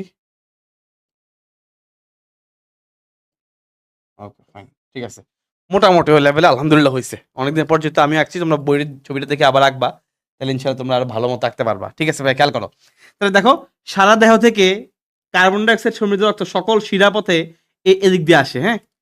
এসে এই যে খোপ, ছোট একটা খোপ তৈরি করছে না ভাইয়া, এইটার নাম হচ্ছে সাইনাস, সাইনাস ভ্যানোসাস। কি নাম? সাইনাস ভ্যানোসাস। বুঝতে পেরেছো? সহজ কথা ভাই, সাইনাস মানে কি? সাইনাস মানে হচ্ছে খালি জায়গা, সাইনাস মানে হচ্ছে খালি জায়গা, প্রকোষ্ঠ। ভ্যানোসাস মানে ভেইন বা শিরা। তাহলে সকল শিরা এসে একটা প্রকোষ্ঠ তৈরি করছে। দেখো, সকল শিরা এসে একটা প্রকোষ্ঠ তৈরি করছে, একটা সাইনাস তৈরি করেছে, এটাকে বলে সাইনাস ভ্যানোসাস। আচ্ছা, গুড, ভেরি গুড, লাভলি। এবার দেখো ভাইয়া, এইটা হচ্ছে সেই এট্রিয়াম, এইটা হচ্ছে একটা মাত্র এট্রিয়াম, আর এটা হচ্ছে একটু মোটা, এটা হচ্ছে একটু মোটা ভেন্ট্রিকল, ঠিক আছে? একটু মোটা ভেন্ট্রিকল, ভেন্ট্রিকল। ভেন্ট্রিকল থেকে মনে আছে তোমাদের, মানুষের হার্ট থেকে অ্যাওরটা বের হয়, পড়ছো না? আমাদের হার্ট থেকে মনে আছে অ্যাওরটা বের হয়েছিল, অ্যাওরটা। একইভাবে ওদের ভেন্ট্রিকল থেকে এইটা নাম হচ্ছে অ্যাওরটা, এটার নাম কি? অ্যাওরটা। যেহেতু ভেন্ট্রিকল থেকে বের হয়েছে, এই জন্য অনেক সময় এটাকে বলে যে তোমার ভেন্ট্রাল অ্যাওর্টা। কোনো সমস্যা নেই, মানে ভেন্ট্রিকল অ্যাওর্টা বললে ইনশাল্লাহ হয়, আর বলার দরকার নাই। তাহলে ভেন্ট্রিকল থেকে অ্যাওর্টা বের হয়েছে, রাইট? আচ্ছা, খেয়াল করো, এই যে ভেন্ট্রিকল থেকে অ্যাওর্টা বের হয়েছে, এই জায়গাতে দেখো একটু ফুলা, দেখতে পাচ্ছ ভাইয়া? এই যে ভেন্ট্রিকল থেকে অ্যাওর্টা বের হয়েছে, অ্যাওর্টা বের হওয়ার এই জায়গাটা একটু ফুলা না? আমি একটু ফুলাই দিই, না ফুললেও একটু ফুলাই দিই। আঁকার সময় তুমি একটু ফুলাই দিও, এই যে একটু ফুলাই দিও, এই যে একটু ফুলাই দিলাম, দেখছো? একটু ফুলাই দিলাম, ওকে ফাইন, একটু বাইরের দিকে ফুলাই দিলাম, ওকে। তাহলে খেয়াল করো, এই হচ্ছে মনে করো এতটুকু পর্যন্ত মনে করো ভেন্ট্রিকল, ঠিক আছে? এই জায়গাটা মনে করো অ্যাওর্টা, কিন্তু এই জায়গাটা একটু ফুলা না? একটু ফুলে আছে। তোমাদের বাসা বাড়িতে বাল্ব আছে না, বাল্ব লাইট, এরকম একটু ফুলা না? বাল্ব লাইট গুলো দেখতে ফুলা, তাই না? তাহলে এই জায়গাটা একটু ফুলে আছে, তাহলে অ্যাওর্টার এই অংশটা একটু ফুলে আছে, এই জন্য এটা দেখতে একটা বাল্বের মতো, এই জন্য বলা হয় বালবাস আর্টারিওসাস।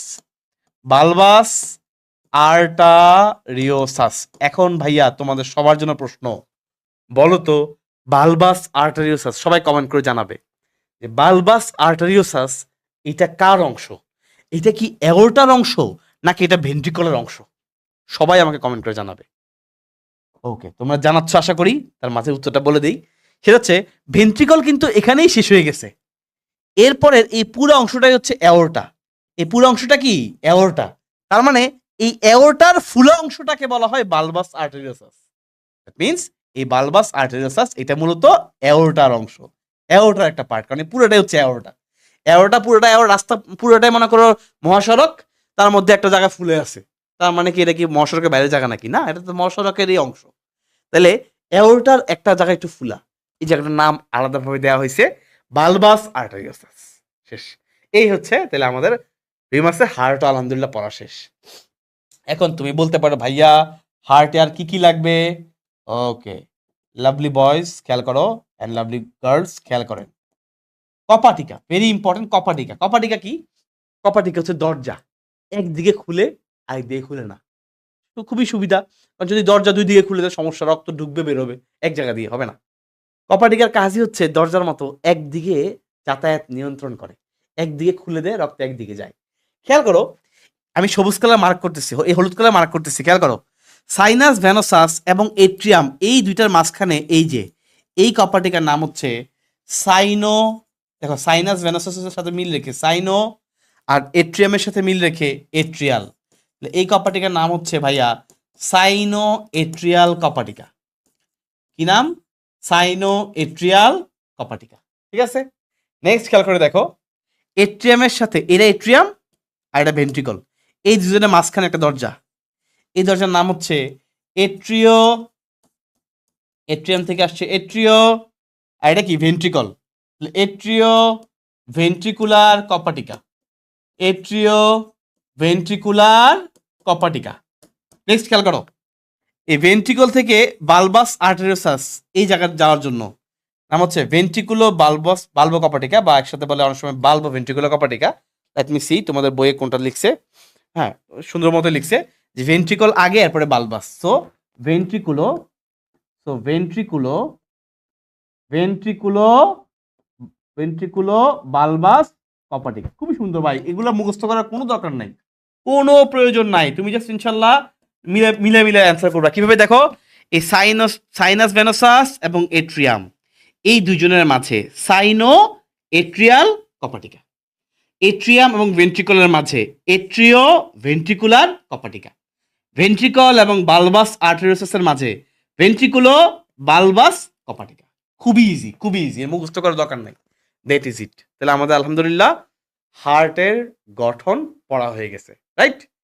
আচ্ছা, তো দেখো এখানে কি সুন্দর এবং খুবই ইজি। এই জায়গা দিয়ে সকল কার্বন ডাইঅক্সাইড সমৃদ্ধ রক্ত আসে, এসে এখান দিয়ে গিয়ে এখান দিয়ে গিয়ে এখান দিয়ে উপরে চলে যায়। কোথায় যায় এটা আমরা ইনশাল্লাহ এখন পড়বো। কার্বন ডাইঅক্সাইড খেয়াল করো, আমি আবারও তোমাকে দেখাই। তাহলে এই কার্বন ডাইঅক্সাইডটা বেসিক্যালি কিভাবে পরিবহন করে খেয়াল করো। ফার্স্টে কার্বন ডাইঅক্সাইডটা এই সাইনাস ভেনাসে আসে, গুড। সেখান থেকে এই কপাটিকা ভেদ করে এট্রিয়ামে যায়, গুড। এট্রিয়াম থেকে কপাটিকা ভেদ করে ভেন্ট্রিকলে আসে, গুড। ভেন্ট্রিকল থেকে অ্যাওর্টা হয়ে এই যে উপরের দিকে যায়, কোথায় যায়? কার্বন ডাইঅক্সাইড সমৃদ্ধ রক্ত, কার্বন ডাইঅক্সাইড যুক্ত রক্ত কোথায় যায়, এটা হচ্ছে কথা ভাইয়া। কার্বন ডাইঅক্সাইড যুক্ত রক্ত কোথায় যায়? এরপরে এইটা আলটিমেটলি চলে যায় ফুলকায়। কোথায় যায়? ফুলকায় যায়। কেন? কারণ ফুলকার মধ্যেই মূলত বিনিময় প্রক্রিয়া সংঘটিত হয়। ফুলকার মধ্যে মূলত বিনিময় প্রক্রিয়া হয়। বিনিময় প্রক্রিয়া মানে কার্বন ডাইঅক্সাইড ত্যাগ করে, অক্সিজেন গ্রহণ করে। কারণ তোমরা জানো মাছের ফুলকাই কিন্তু তার শ্বসন অঙ্গ। আমাদের বিনিময় প্রক্রিয়াতে কাজ করে ফুসফুস, কিন্তু মাছের জন্য কে আছে? ফুলকা আছে। তাহলে ঘটনাটা কি দাঁড়াচ্ছে খেয়াল করো। ঘটনাটা হচ্ছে, ধরো এইটা হচ্ছে রিমাসের মনে করো হার্ট। এই হার্ট থেকে কার্বন ডাইঅক্সাইড সমৃদ্ধ রক্ত, কার্বন ডাইঅক্সাইড যুক্ত রক্ত কোথায় যায়? যায় হচ্ছে ফুলকাতে। এই ফুলকাতে মজার বিষয় হচ্ছে ভাইয়া, ফুলকার মধ্যে যে কৌশিক জালিকাগুলো আছে, আমরা মাত্রই বললাম ফুলকাতে যে কৌশিক জালিকাগুলো আছে এরা বিনিময় করে, কার্বন ডাইঅক্সাইড ছেড়ে দেয়, এরপর অক্সিজেন গ্রহণ করে। এই অক্সিজেনটা দেন চলে আসে তার যে সিস্টেমিক সংবহন, সিস্টেমিক না অ্যাকচুয়ালি, তার যে কোষ বা তার যে শারীরিক যে প্রত্যেকটা কর্মকাণ্ডে যে অক্সিজেনগুলো লাগবে তার প্রত্যেকটা কোষে অ্যাকচুয়ালি সেই কোষের মধ্যেই অক্সিজেন সমৃদ্ধ রক্তটা চলে আসে। তারপরে কি হয় তোমরা সবাই জানো, কোষের মধ্যে কোষ অক্সিজেনটাকে ব্যবহার করে, মনে আছে, খাদ্যটাকে অক্সিজেন দিয়ে পুড়িয়ে সহজ করে শ্বসন বিক্রিয়া ঘটায়। শ্বসনের মাধ্যমে অক্সিজেন ব্যবহার করে শক্তি তৈরি করে এবং একই সাথে তৈরি হয় কার্বন ডাইঅক্সাইড। এই কার্বন ডাইঅক্সাইডটা আবার ঘুরে ফিরে হার্টে চলে আসে। That's it. এইভাবেই কিন্তু এই পরিবহন প্রক্রিয়াটা চলতে থাকে। খেয়াল করো, এই রুই মাছের হার্ট কিন্তু কখনোই অক্সিজেনের সংস্পর্শে আসে না। হার্ট শুধুমাত্র শুধুমাত্র কার্বন ডাইঅক্সাইড যুক্ত রক্ত পরিবহন করে। এই জন্যই কিন্তু এই হার্টটাকে বলা হয় ভেনাস হার্ট বা শিরা হৃৎপিণ্ড, কারণ সে অনলি কার্বন ডাইঅক্সাইড পরিবহন করে। দেখো অক্সিজেন কিন্তু কোনো টাচে আসতেছে না। এইটাই কিন্তু রুই মাছের বেসিক রক্ত সংবহন প্রক্রিয়া। এখন দেখো তো ভাইয়া, এই হার্ট থেকে কার্বন ডাইঅক্সাইড সমৃদ্ধ রক্ত বের হবে কখন? হার্টকে যখন কেউ চাপ দিবে, তাই না? চাপ দিলে বের হবে, তার মানে সংকোচন করলে বের হবে। এক্স্যাক্টলি এই সংকোচনকে বলা হয় সিস্টোল। মানুষের বেলায় পড়েছো না? Kind of same things. তাহলে এই সংকোচন প্রক্রিয়াটাকে বলা হয় সিস্টোল। তাহলে রিমাসে যখন সিস্টোল হবে, সংকোচন হবে, তখনই কার্বন ডাইঅক্সাইড সমৃদ্ধ রক্তটা বের হবে। বের হয়ে কই যাবে? ফুলকায় যাবে। তোমরা কি জানো রুই মাছের ফুলকার সংখ্যা কত? 4 জোড়া। কয় জোড়া? 4 জোড়া। তাহলে আমি যদি রুই মাছ হই, তাহলে আমার এখানে 4টা, এই পাশে 4টা, মোট 4 জোড়া। ঠিক আছে, জোড়ায় জোড়ায়, এই পাশে এই পাশে এই পাশে এই পাশে, মোট 4 জোড়া ফুলকা। এই হচ্ছে বিনিময় প্রক্রিয়া। ওকে, সংকোচন মানে হচ্ছে সিস্টোল, আর প্রসারণ মানে কি তোমরা সবাই পারো, মানুষের সাথে মিল রেখে তোমরা জানো, ডায়াস্টোল। ডায়াস্টোল শব্দের মানে হচ্ছে প্রসারণ প্রক্রিয়া। সো প্রসারণ মানে হচ্ছে ডায়াস্টোল। যখন প্রসারিত হবে তখন কার্বন ডাইঅক্সাইড সমৃদ্ধ রক্তটা হার্টে আসবে, আবার যখন হার্ট সংকুচিত হবে, চাপ দিবে, তখন সেই রক্তটা হার্ট থেকে বের হয়ে চলে আসবে। খুবই নর্মাল ফিজিক্সের মেকানিজম। ঠিক আছে? আচ্ছা, সো আমাদের আলহামদুলিল্লাহ রক্ত সংবন্ধনটা পড়া হয়েছে, বাহ্যিকরণ পড়া হয়েছে, উপাদান পড়া হয়েছে। আমরা এখন ইনশাআল্লাহ পড়বো ধমনীতন্ত্র। খেয়াল করো, ভেরি ভেরি ভেরি ইম্পর্টেন্ট। এই ধমনীতন্ত্র কিন্তু পরীক্ষায় একবার ছবি সহ আসে। খেয়াল করো, এটা ভেরি ইম্পর্টেন্ট। আমি তোমাকে পড়াই দিচ্ছি, তুমি দেখবা ইনশাল্লাহ খুব ইজিলি পারতেছো। খেয়াল করো ভাইয়া, ধমনীতন্ত্র রুই মাছেরটা বেসিক্যালি 2 ভাগে ভাগ করতে পারি। কয় ভাগে? 2 ভাগে। একটা হচ্ছে অন্তর্বাহী ব্রাঙ্কিয়াল ধমনী, একটা হচ্ছে অন্তর্বাহী ব্রাঙ্কিয়াল ধমনী, আরেকটা হচ্ছে ভাইয়া বহির্বাহী, আরেকটা হচ্ছে ভাইয়া বহির্বাহী ব্রাঙ্কিয়াল ধমনী। এখন ব্রাঙ্কিয়াল শব্দের অর্থ কেউ কি পারো? যদি কেউ না পারো, ভাইয়া যখন বলি শুনে তুমি ধপাস করে পড়ে যাবা, এত সহজ। ব্রাঙ্কিয়াল শব্দের মানে হচ্ছে ফুলকা। ব্রাঙ্কিয়াল মানে কি? ফুলকা। তার মানে তুমি গেস করতে পারছো অন্তর্বাহী ব্রাঙ্কিয়াল ধমনী। তার মানে যেই ব্রাঙ্কিয়াল ধমনীগুলা ফুলকার দিকে আসে, ফুলকার দিকে বাহিত হয়, রক্ত নিয়ে ফুলকার কাছে আসে, অন্তর্বাহী, ফুলকার ভিতরে নিয়ে আসে রক্তটাকে, তাদেরকে বলে অন্তর্বাহী ব্রাঙ্কিয়াল ধমনী। আর যেই রক্তবাহিকাগুলা, ধমনীগুলা ফুলকা থেকে বহির্বাহী, বাহিরের দিকে নিয়ে যায়, ফুলকা থেকে বাহিরের দিকে রক্ত নিয়ে যায়, তাদেরকে বলে বহির্বাহী ব্রাঙ্কিয়াল ধমনী। নামের মধ্যে মিল আছে। তাহলে ফুলকার দিকে নিয়ে আসে অন্তর্বাহী, ফুলকার ভিতরের দিকে অন্তরে নিয়ে আসে রক্তটা, তাকে বলে অন্তর্বাহী ব্রাঙ্কিয়াল ধমনী। ফুলকা থেকে বাইরে নিয়ে যায়, তাকে বলে বহির্বাহী ব্রাঙ্কিয়াল ধমনী। মজার বিষয়, সহজ বিষয় হচ্ছে এদের উভয়েরই সংখ্যা 4 জোড়া। ভুল হওয়ার কোনো সুযোগ নাই ভাইজান। উভয়ের সংখ্যা কত? 4 জোড়া। As simple as you like. আমি এখন ছবিটা আঁকবো, চুটকিমে শেষ হয়ে যাবে, দেখবা। খেয়াল করো, ফার্স্টে ফুলকা আঁকি। হ্যাঁ, খেয়াল করো খুব সুন্দর করে দেখো, 4 জোড়া ফুলকা। এখন আমি তো 4 জোড়া আঁকবো না, আমি এক পাশ আঁকবো, এক পাশ 4টা আঁকবো, আরেক পাশ তোমরা সেম টু সেম। দেখো 4টা কি দেখো ভাইয়া, এক, একটু গ্যাপ দিও, মাঝখানে গ্যাপ দিলে ওই তুমি ধমনীগুলো আঁকতে পারবা। 2, ছবিটা একটু বড় করে আঁকো, সমস্যা নেই। 3, 4, একটু গ্যাপ দিয়ে নিছি, ঠিক আছে। আচ্ছা, এখানে উপরে একটা আরেকটা আছে, উপরে একটা পুস্কা একটা ফুলকা আছে, এটাকে বলা হয় সিওডো ব্রাঙ্ক। কি বলে? সিওডো ব্রাঙ্ক। এটা ছদ্ম ফুলকা, মানে এটা পূর্ণাঙ্গ ফুলকা না। তো এই জন্য এটাকে আমরা সংখ্যায় ধরি না, আমরা এই 4টাকে মেইনলি হিসাব করব, ঠিক আছে। তারপরে ছবিতে আছে, তোমরা এঁকে নিবা। আচ্ছা, এখানে ফার্স্টে হার্ট, তোমাদের এই যে রিমাসের হার্টটা এঁকে নিবা মনে করো। আর এখানে হার্টটা এঁকে নিছি, এটা বেশি বিচ্ছিরি হার্ট হয়ে গেছে। ধরো এরকম একটা হার্ট তোমাদের বইয়ে আছে অলরেডি, ফাইন, ঠিক আছে। এখান থেকে মনে করো তোমাদের হার্টের এই অপশনের নাম মনে আছে তোমার? এখান থেকে অ্যাওরটা বের হয়েছিল না, বালবাস আর্টেরিওসাস হয়ে অ্যাওরটা, মনে আছে তো? ফুলা অংশ, তারপরে অ্যাওরটা। ফুলা অংশের পরে কি ছিল? অ্যাওরটা ছিল। খেয়াল করো, এই অ্যাওরটা বের হয়ে এই যে ফুলকার দিকে নিয়ে আসবে, তার মানে অন্তর্বাহী। খেয়াল করো ভাইয়া, এই দিলে ফার্স্টে এইখানে একটা, আমি লম্বা করে দিলাম, এই 1, 2, 3, 4, 4টা হয়ে গেছে। সুন্দর করে এগুলো ডাবল ডাবল দাগ দিয়ে দিবা, এগুলো কোনো ব্যাপার না তোমার জন্য, আমি জানি। এই যে শেষ, ঠিক আছে। ঢং করে দিলাম আর কি, ঢং করে দিলাম, ছবি সুন্দর হবে। এই জন্য আমার ঢং করতে গিয়ে বেশি ঢং হয়ে গেছে। যাক, এই হচ্ছে অন্তর্বাহী ব্রাঙ্কেল ধমনী, দেখছো? তাহলে কার্বন ডাইঅক্সাইড সমৃদ্ধ রক্ত, এই যে অন্তর্বাহী ব্রাঙ্কেল ধমনী 4 জোড়া, এখানে 4টা, ওই অপর পাশে 4টা। এইভাবে দেখো 4টা ফুলকা আসছে, শেষ। এখন এই ফুলকা থেকে কার্বন ডাইঅক্সাইডটা বিনিময় হবে, কার্বন ডাইঅক্সাইডটা ফুলকা নিয়ে বাতাসে ছেড়ে দিবে, পানির সাথে ছেড়ে দিবে, এবং সে অক্সিজেন গ্রহণ করবে। গুড। এখন এই অক্সিজেনটা নিয়ে যাবে বহির্বাহী ব্রাঙ্কেল ধমনী, তার মানে ফুলকা থেকে যেগুলো বের হবে, খেয়াল করো, ফুলকা থেকে বের হবে। দেখো ভাইয়া, এখান থেকে আমরা একটা বের হইছে, এখান থেকে একটা বের হইছে। আমি ছবিটা একটু সুন্দর করে কেয়ারফুলি আঁকবা। দেখো, এইটার উপরে আঁকছো না, তাহলে এইটারও উপরে আঁকবা, তাহলে এইটারও উপরে আঁকবা, এইটারও উপরে আঁকবা, তাহলে তোমার ছবিটা সুন্দর হবে এবং কারেক্ট হবে। এবং আমার ছবিটা আর একটু সুন্দর হইতে পারতো, কারণ আমি তো তোমার মতো প্র্যাকটিস বেশি করি নাই, তুমি প্র্যাকটিস করো অনেক বেশি করে। এইটাকে একটু নিচে আঁকবা, হ্যাঁ, প্রত্যেকটা এটা মাঝামাঝি আঁকলে তোমার আরো ছবি সুন্দর হবে। সবগুলো চেষ্টা করো দুইটার মাঝামাঝি গ্যাপে আঁকতে, আমারটাও একটু গ্যাপ বেশি হয়ে গেছে। তুমি চেষ্টা করবে মাঝামাঝি গ্যাপে আঁকতে, তাহলে তোমার প্রত্যেকটা ছবি সুন্দর হবে। 4টা দিয়ে দিলাম, ঠিক আছে।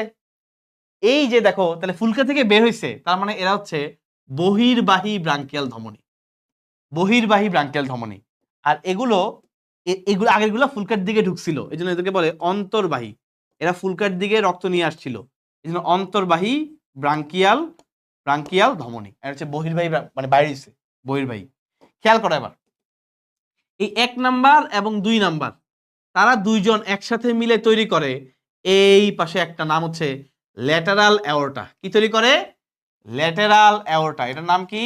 এটার নাম হচ্ছে ল্যাটেরাল বা পার্শ্বীয় ধমনী, পার্শ্বীয় মহাধমনী, ল্যাটেরাল অ্যাওর্টা। কি তৈরি করে? Lateral aorta. তাহলে খেয়াল করো ভাইয়া, 1 এবং 2 মিলে কি তৈরি করে? Lateral aorta. আমি একবার ভিজুয়ালাইজ করে দেখাবো, নো টেনশন। 3 এবং 4 তো এর সাথে জোড়া লাগার কথা, কিন্তু না। 3 এবং 4 আগে নিজেরা জোড়া লাগে, এরপরে গিয়ে এর সাথে জোড়া লাগে। ইন্টারেস্টিং না? 3 এবং 4 আগে নিজেরা জোড়া লাগে। তুমি লিখার সময় লিখবা যে তৃতীয় এবং চতুর্থ বহির্বাহী ব্রাঙ্কিয়াল ধমনী আগে পরস্পর যুক্ত হয়ে তারপর ল্যাটেরাল অ্যাওর্টায় যুক্ত হয়। একেবারে যা তুমি আঁকছো তাই লিখবা, ইনশাআল্লাহ পারবা। গুড। তাহলে এই তো আমার মোটামুটি বহির্বাহী ব্রাঙ্কিয়াল ধমনী হয়ে গেল, শেষ তো। তো এখানে একটু শাখা প্রশাখা আছে, এটা একটু পরে দেখাই, আগে এই জায়গাটা দেখাইনি। দেখো, এখান থেকে তাহলে একটা ল্যাটারাল অ্যাওর্টা তৈরি হলো। তাহলে ভাইয়া একইভাবে ওপাশ থেকে ওই যে ওই পাশ থেকে যে 4টা আছে তারা মিলে আরেকটা ল্যাটারাল অ্যাওর্টা তৈরি করবে, ঠিক কি না? এ পাশে একটা, এটা তো বেশি গোল হয়ে গেল। আগেরটা অ্যাকচুয়ালি গোল হওয়ার কথা, এটা সুন্দর গোল করে দিই, কারণ আসলে একটু গোল না, অনেক ডিম্বাকার শেপ থাকে আর কি। ধরো এরকম, ঠিক আছে।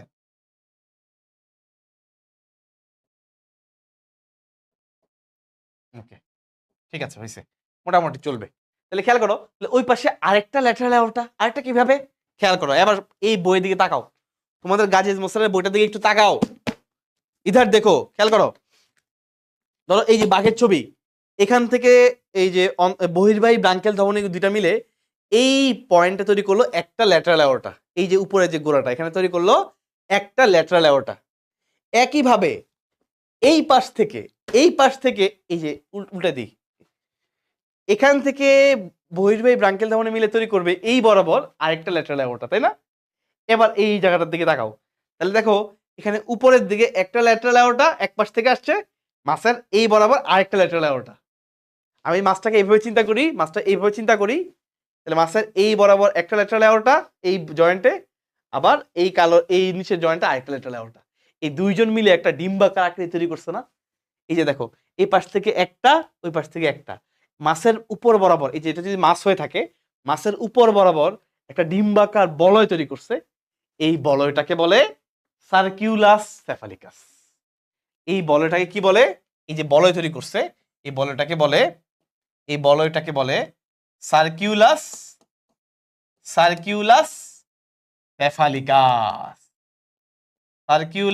সেফালিকাস।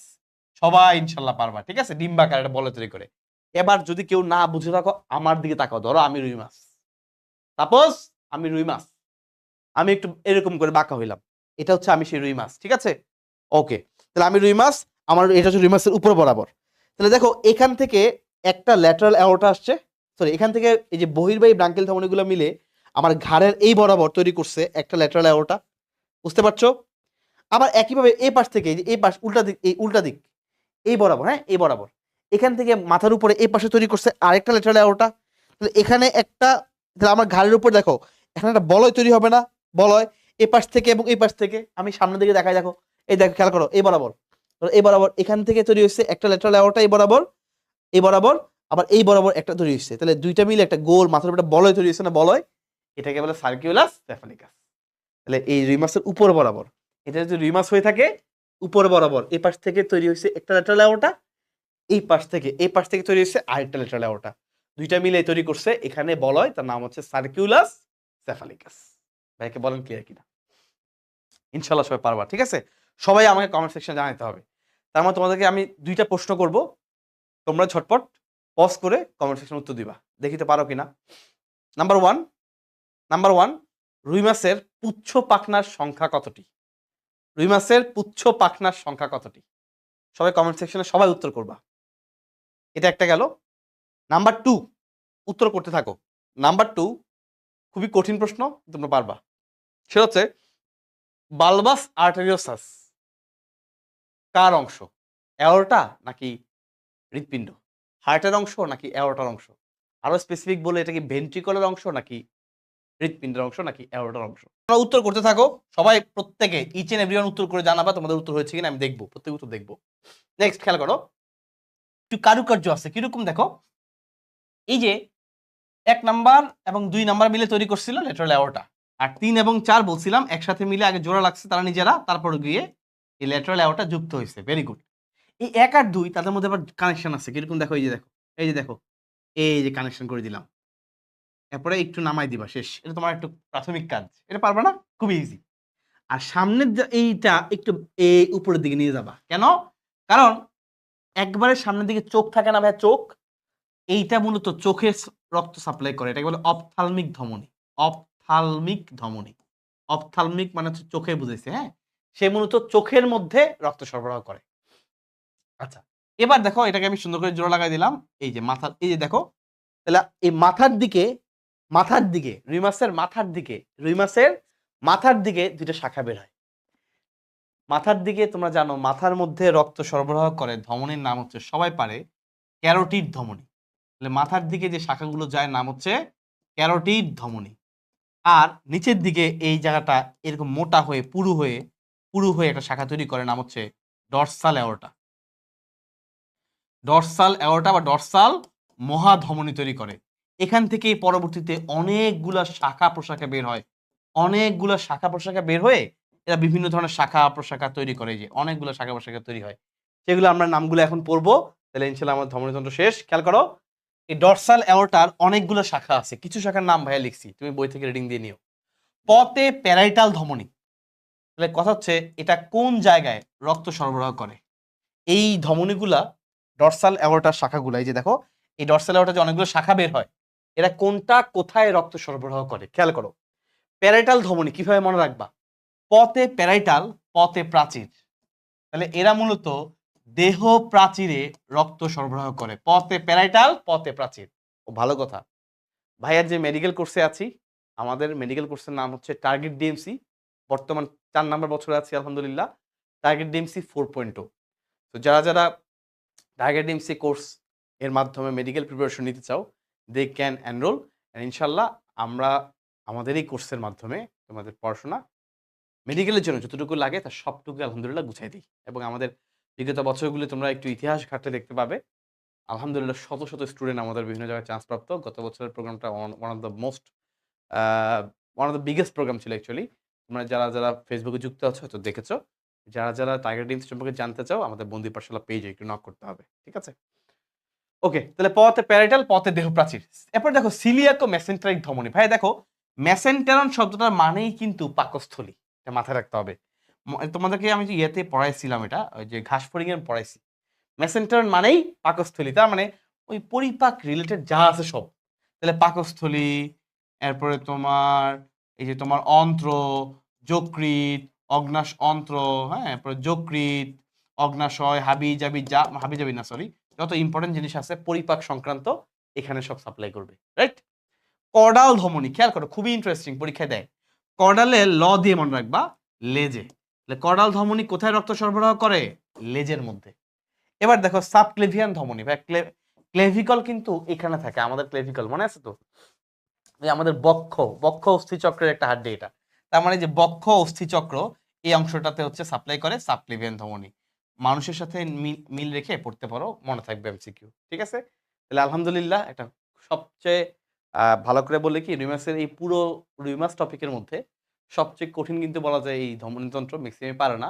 কিন্তু আমি বিশ্বাস করি ইনশাল্লাহ তোমরা সবাই আজ, কারণ তোমাকে ছবিটা ইনশাল্লাহ আঁকতে পারবা, তাই না? খুবই সিম্পল ওয়েতে আমি ছবিটা আঁকছি। তোমরা যদি বই ছবির সাথে একটু মিলাও, খুবই ইজি ওয়েতে তোমরা ছবিটা আঁকতে পারবা। এবং আমার মনে হয় তোমরা সবাই আজকের পর থেকে ধমনীতন্ত্র পরীক্ষা আসলে তোমরা দিতে স্বাচ্ছন্দ্য বোধ করবা। এবং তোমাদের মনে হবে যে না ভাই আমরা এটা একটু আঁকার চেষ্টা করি, হ্যাঁ, আমরা এটা দেওয়ার চেষ্টা করি। তো কিছু ঢঙের কাহিনী আছে, কিছু মানে তোমার ঢং আছে, যেরকম মনে করো এরকম করে ঢং দিতে পারো, এই দাগ দিতে পারো, ফুলকাটা দেখতে সুন্দর লাগবে আর কি। তোমাদের বই দেখবে দাগ আছে, হ্যাঁ, দিও, ভেরি গুড। তো অনেক কাহিনী আছে ফুলকার, তারপরও দিও, সুন্দর লাগবে, এই দিও, হ্যাঁ, দিতে কোনো লস নেই, এখানে দিও, এখানে কিছু এরকম বিষয় আছে, হ্যাঁ, এরকম দিও, এই যে কিছু কারিকুলাম তোমার কারিগরি তোমাকে করা লাগবে। এটা হচ্ছে প্রথম ফুলকা, দ্বিতীয় ফুলকা, তৃতীয়, চতুর্থ, এরকম কিছু বিষয়। অন্তঃবায়ু ব্রাঙ্কিয়াল ধমনী 1, 2, 3, 4 জোড়া থাকে, এটা হচ্ছে হার্ট, এরকম কয়েকটা মার্কিং করবা। সার্কুলার সেফালিকাস তো মার্কিং করলে আমি সুন্দর করে ডাবল দাগ দিবা, সবগুলো ডাবল হবে, শেষ তো। ইনশাল্লাহ ইজিলি পারবা। বাট শাখা টাকা দেখাই দিলাম আলহামদুলিল্লাহ, ডরসাল ওটা শাখাও হয়ে গেল। তাহলে আমরা এখন ইনশাল্লাহ পড়বো কি জানো? আমরা এখন পড়বো হচ্ছে বেসিক্যালি প্রথমে পড়বো হচ্ছে ফুলকা সূত্র, তারপরে পড়বো হচ্ছে শ্বসন কৌশল। এই যে ফুলকা আমাদের পরীক্ষা আসতে পারে কি জানো? ফুলকা সূত্রকের লম্বোচ্ছেদ, ফুলকা সূত্রকের লম্বোচ্ছেদ পরীক্ষায় আসতে পারে, চান্স আছে। কিভাবে আঁকবা খেয়াল করো, খুব সুন্দর কিন্তু ভাই, ইজি ওয়েতে আঁকা ইচ্ছে, খেয়াল করো। ফার্স্টে এইখানে একটা দিবা, এই একটু উঁচা করে, মাঝখানে একটা উঁচা করে দিলা, আর একটা শিঙের মধ্যে দিলা, এই যে দুটো শিং হয়ে গেল, ঠিক আছে? খুব, তাহলে দুইটা শিং আঁকা হয়ে গেলে নিচে একটা থলির মতো আঁকবা, একটু নিচের দিকে। থলিটা আঁকার জন্য, সুন্দর করার জন্য মাঝ বরাবর একটা পয়েন্ট দিয়ে নিলাম, মাঝ বরাবর, থলিটা আঁকতে সুবিধা হবে। এই এই মোটামুটি ওকে ফাইন, মোটামুটি থলি মোটামুটি বোঝা যাচ্ছে, গুড। থলি মোটামুটি হয়েছে, এতটুকু আঁকতে পারছো সবাই? এবার দেখো সুন্দর করে এই জায়গা থেকে টান দিলাম, টান দিলাম, দিয়ে এখানে একটু এই জায়গাটা বাড়াই দিলাম, এই যে আরেকটা থলি বানাইছি, দেখছো? দুই পাশ থেকে টান দিয়ে আরেকটা থলি বানাইছি, ঠিক আছে ভাইয়া? থলিটা আরেকটু সুন্দর হইতে পারতো, আমি তো আসলে অনেক বড় জায়গায় আঁকতেছি তো, সো এই জন্য আমার আসলে ব্যালেন্স করতে হয়তো টাফ হইতে পারে, গুড, সমস্যা নেই, এনাফ। এবার ভিতরে একটা হাড্ডি আঁকতে হবে, হাড্ডি, এই যে এখানে একটা হাড্ডি আঁকলাম, থলিটা সুন্দর হলে আর সুন্দর লাগতো, যাক সমস্যা নেই।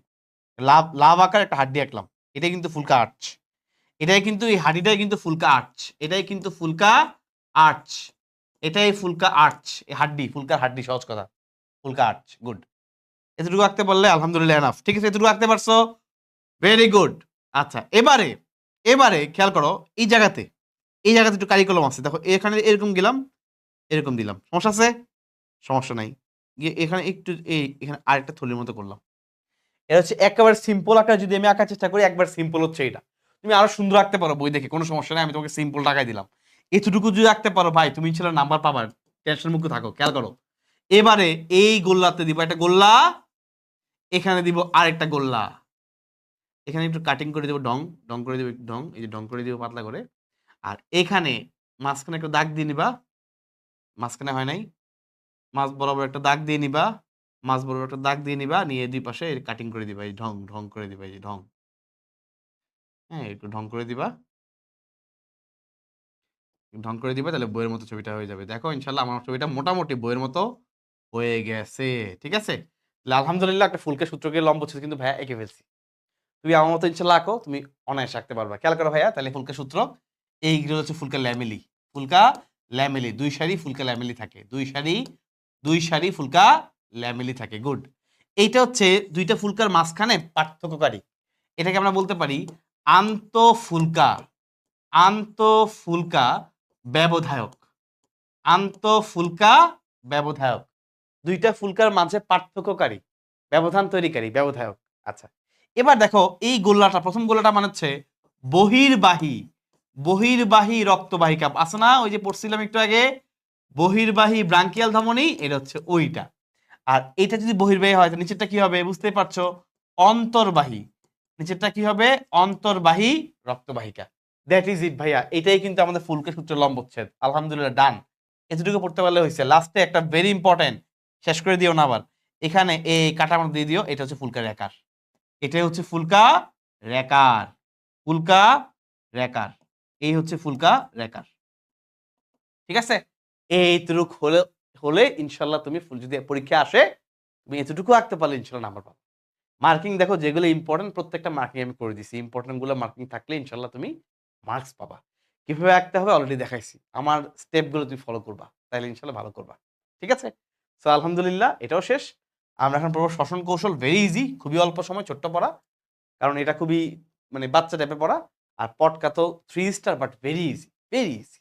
চলো আমরা এখন পড়বো হচ্ছে রিমাসেরই শ্বসন কৌশল। ভাইয়া শ্বসন কৌশল বলতে বেসিক্যালি একটা বেসিক কথা হচ্ছে যে অক্সিজেন এবং কার্বন ডাই অক্সাইড বিনিময়, তাই তো, সহজ করে বললে এটা হচ্ছে বেসিক কথা, অক্সিজেন এবং কার্বন ডাই অক্সাইড বিনিময়। এখন আমরা জানি যে সে কার্বন ডাই অক্সাইড ত্যাগ করবে ফুলকার মাধ্যমে, আর অক্সিজেন হচ্ছে গ্রহণ করবে, তাই তো, এটাই তো মানে most easiest way, right. Oxygen গ্রহণটাকে মানে বাতাস যখন নিবে এটাকে আমরা বলি প্রশ্বাস, এটাকে আমরা বলি প্রশ্বাস, আর কার্বন ডাই অক্সাইড ত্যাগ করাটাকে আমরা বলি নিঃশ্বাস। সো আমরা প্রথমেই পড়বো রুই মাছের প্রশ্বাস। সো আমরা প্রথমেই পড়বো রুই মাছের প্রশ্বাস প্রক্রিয়া।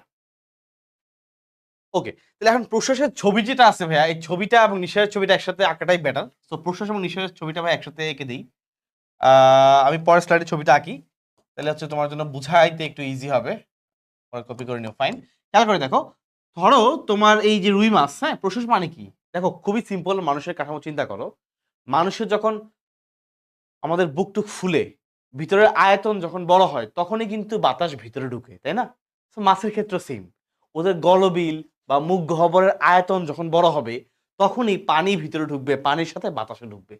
এখন ছবিটা কিভাবে আঁকবে দেখো, ধরো এটা হচ্ছে মাছ, আমি খুবই সিম্পল হয়ে থাকি, দেখো ভাই, এই যে দেখো এতটুকু আঁকতে পারবো, গোল দিবা, ঠিক আছে। আচ্ছা এতটুকু দিলাম, সাথে একটু এবার একটু বাড়িয়ে দিলাম, গুড। 1 2 3 4, 1 2 3 4, ফুলকা 4টা। এবার একটু দিলাম, একটু বাড়ায় দিতে হবে, মাথা বন্ধ দিতে হবে। এবার এখানে মনে করো এন্ডিং করে দিলে তুমি কিছু দিয়ে একটা মুখ বন্ধ করে দিলা, simple as you like it. আচ্ছা এখানে আবার মনে করো কিছু একটা দিয়ে এন্ডিং করে দিলা, এটা একটু অন্য কালার দিয়ে, তাহলে তোমার বুঝাতে ইজি হবে, হ্যাঁ ঠিক আছে। আচ্ছা এবার এখানে এই যে এতটুকু পর্যন্ত নাম আসছে, ভেরি গুড। সো এটাকে এখন দেখো, খেয়াল করো, প্রশ্বাস মানে হচ্ছে ভাইয়া ভিতরে পানি ঢুকবে। এখন ভিতরে যদি কোনো কিছু ঢুকে, তাহলে এটা যদি এই পয়েন্ট দুইটা যদি খোলা থাকে, এই মাথা দুইটা যদি খোলা থাকে, তাহলে তো এখান থেকে পানিটা আবার ওই সময় বের হয়ে চলে যাবে। তো কোনো কিছু এক্সচেঞ্জ করার জন্য একটা নির্দিষ্ট পরিমাণ সময় দিতে হবে, যে ভাই ঠিক আছে পানিটা ঢুকছো, আচ্ছা ধরো কয়েক সেকেন্ড সময় নাও, এই সময়ের মধ্যে তুমি পানিটা এক্সচেঞ্জ করো, ফুলকা তার বাতাসটা এই ফুলকাগুলো অক্সিজেন কার্বন ডাইঅক্সাইড যে এক্সচেঞ্জ করবে কিছুটা সময় তো দেওয়া লাগবে। এই কিছুটা সময় দেওয়ার জন্যই ওই সময় দেখা যায় এই যে ব্রাঙ্কিওস্টাইকাল ঝিল্লি ব্রাঙ্কিওস্টাইকাল পর্দা দিয়ে এই দুটো জিনিস মুখটা আটকানো থাকে। আমার এই দাগটা বাঁকা হচ্ছে, তোমরা সুন্দর করে দিও। Okay fine. দেখা যায় তখন এই দুইটা মাথা বন্ধ থাকে। সো আলটিমেটলি আমাদের এদিক দিয়ে যে পানিটা ঢুকলো এই পানিটা এই দুইটা ফুলকার মধ্যে এক্সচেঞ্জ করার জন্য গ্যাস এক্সচেঞ্জ করার জন্য সময় পায়। ওকে, তাহলে খেয়াল করো প্রশ্নের বেলা এখন তোমার তো এটা বইয়ের সাথে একটু একটু এরকম মোটা করে রাখছে, এরকম দিছে, হ্যাঁ এরকম দিছে, এরকম মোটা করে দিয়ে এরকম দিছে, এরকম দিছে, গুড, ভেরি গুড। এরপরে দেখো এদিক দিয়ে বাতাস এখানে হচ্ছে তোমার এই এদিকে দুইটা এখানে এই দুইটা হচ্ছে মুখের কপাটিকা, দুইটা কপাটিকা আছে, হ্যাঁ কপাটিকা। এই কপাটিকা খুললেই বাতাস পানি ঢুকে। তাহলে এগুলো হচ্ছে কি? এগুলো হচ্ছে কপাটিকা, এগুলো হচ্ছে কপাটিকা, এগুলো হচ্ছে তোমার ফুলকা, এগুলো হচ্ছে ফুলকা। আর নীল রঙের এটা হচ্ছে ব্রাঙ্কিওস্টাইকাল পর্দা বা ব্রাঙ্কিওস্টাইকাল ঝিল্লি, এটা মূলত এখন বন্ধ থাকবে, ঠিক আছে? ওকে, তাহলে এটা হচ্ছে প্রশ্বাস। নিঃশ্বাস কি হবে? জাস্ট সেম টু সেম প্রক্রিয়া, জাস্ট সেম টু সেম। খেয়াল করো কিন্তু এখানে মুখটা লাগানো থাকবে, খেয়াল করো এই just same to same, just same to same. একটু হালকা কম বাঁকানো, এদিকে দিলাম, জায়গা নেই দেখে সমস্যা নেই, এদিকে দিলাম,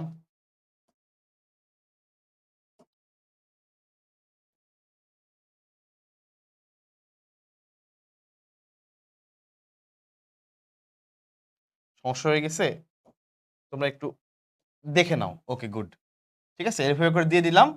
দিয়ে এবারে কি করব, যেটা এবারে এই মাথা দুইটা আসছে, গুড। এবারে কিন্তু পর্দাটা খোলা রাখবো। তাহলে এই পর্দাটা খোলা রাখার উদ্দেশ্য হচ্ছে এখানে যে ফুলকাগুলো আছে এই ফুলকাগুলোর মাধ্যমে পানিটা এক্সচেঞ্জ অলরেডি যা হওয়ার হয়ে গেছে। এখন এই পর্দাটা খোলা মানে হচ্ছে পানিটা এদিক দিয়ে বের হয়ে চলে যাবে। এটি হচ্ছে নিঃশ্বাস। তাহলে খেয়াল করো এখানে পর্দাটা ক্লোজ ছিল, বন্ধ ছিল, ব্রাঙ্কিওস্টাইকাল পর্দা। এই পয়েন্টে এসে ব্রাঙ্কিওস্টাইকাল পর্দাটা খুলে গেল, পানিটা বের হয়ে চলে গেল। তাহলে এই পর্দা যদি খুলে তাহলে মুখটা বন্ধ করে রাখতে হবে। এই যে দেখো কপাটেকে দিয়ে মুখ বন্ধ, শেষ। একটু বেশি এই যে কপাটিকা দিয়ে মুখ বন্ধ, শেষ। এইটা হচ্ছে সিস্টেম। তাহলে খেয়াল করো প্রশ্বাসের বেলায় মুখটা খোলা, কপাটিকা খোলা, কপাটিকা খোলা থাকার কারণে পানিটা ভিতরে ঢুকলো। তাহলে কপাটিকা খোলা থাকার কারণে পানি ভিতরে প্রবেশ করলো এবং এখানে ব্রাঙ্কিওস্টাইকাল পর্দাটা বন্ধ আছে। সো পানিটা বাইরে বাইরে বের হতে পারবে না ইনস্ট্যান্টলি। পানিটা এখানে আছে, মুখের মধ্যে আছে, এটা হচ্ছে গলবিল, এটা হচ্ছে গলবিল। এই গলবিলের মধ্যে পানিটা আছে এবং পানিটা এদিক দিয়ে বের হতে পারছে না। সো সে পানিটা এখন কি হবে? ফুলকার মধ্যে এক্সচেঞ্জ হবে। ওই যে কার্বন ডাইঅক্সাইডটা ফুলকা ছেড়ে দিয়ে পানির মধ্যে, পানি থেকে অক্সিজেন নিয়ে নিবে। আচ্ছা, এবার কি নেক্সট স্টেপে এরপরের ধাপে নিঃশ্বাস যখন নিবে তখন সে এই পর্দাটা খুলে যাবে। সো পানিটা তখন বের হয়ে চলে যাবে, কার্বন ডাইঅক্সাইড ক্যারি করে পানিটা বের হয়ে চলে যাবে আর এই মুখের এটা বন্ধ হয়ে যাবে। এইভাবে অ্যাকচুয়ালি প্রশ্বাস নিঃশ্বাস কার্যক্রমটা চলে। এখন সুন্দর করে যদি ইনশাআল্লাহ লিখতে চাও তাহলে কেমন লিখবা? পরীক্ষাটা মনে করো সুন্দর করে লিখতে হবে। এটা আসলে খুব বেশি যে আসবে এমন আমরি না। তারপর মনে করো পরীক্ষা আসছে, প্রশ্বাসটা লিখার জন্য আসছে, তাহলে সুন্দর করে লিখতে হবে নাকি? আচ্ছা, খেয়াল করো আলটিমেটলি দেখো প্রশ্বাস মানে হচ্ছে, সহজ কথা যদি আমি বলতে চাই, যে প্রশ্বাস মানে হচ্ছে ভিতরের আকার, ভিতরের আয়তন বাড়বে, তাই না? তাহলে ভিতরের আয়তন বাড়ার জন্য কয়েকটা বিষয় আছে দেখো।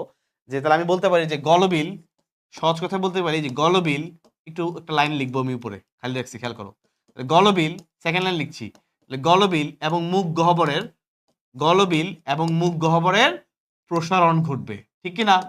গলবিল এবং মুখ গহ্বরের প্রসারণ ঘটবে। এই যে প্রসারণ ঘটলো, শুধু কি এটা?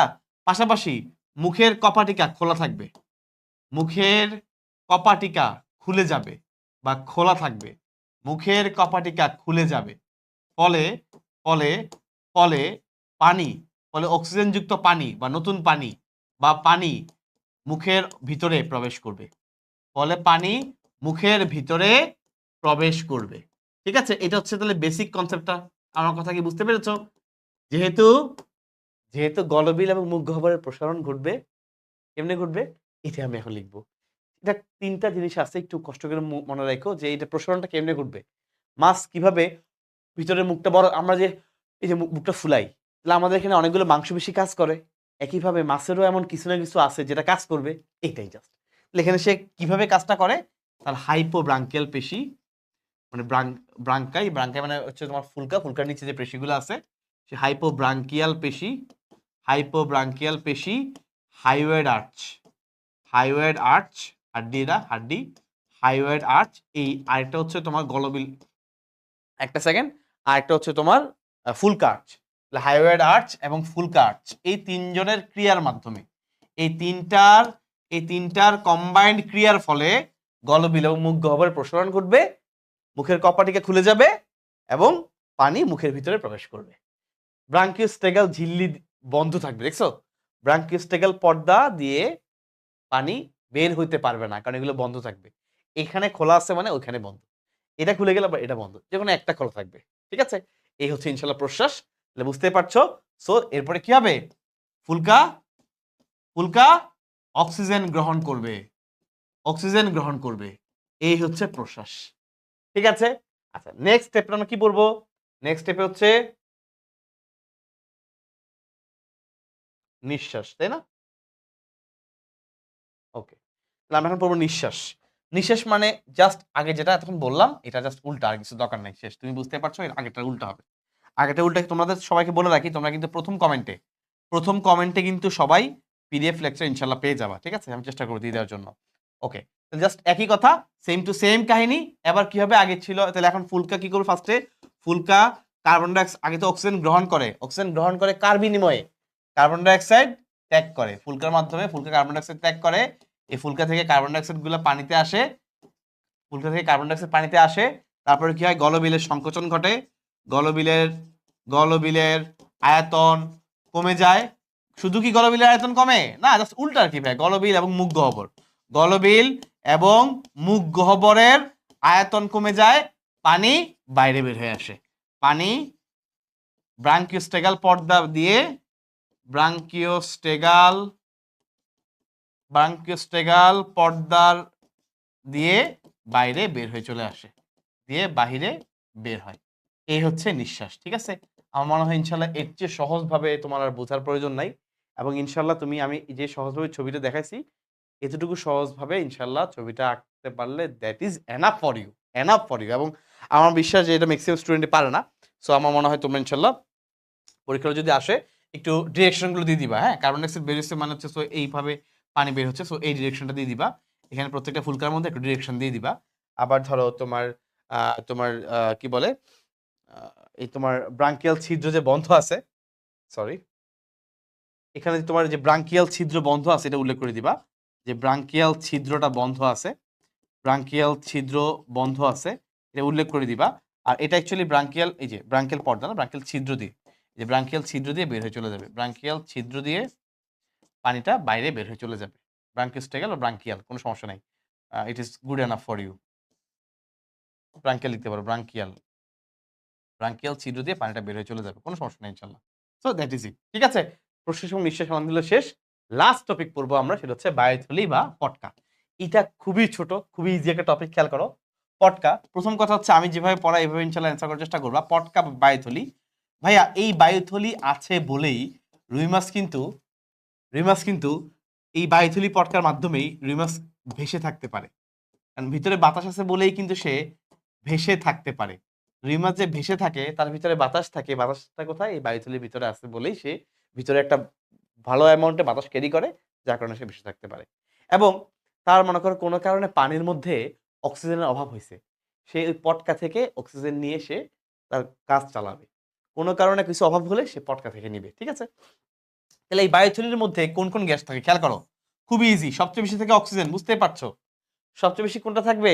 অক্সিজেন, কারণ এখানে অক্সিজেন লাগবে। এরপরে দুইটা কমন গ্যাস, একটা হচ্ছে নাইট্রোজেন আর একটা হচ্ছে কার্বন ডাইঅক্সাইড।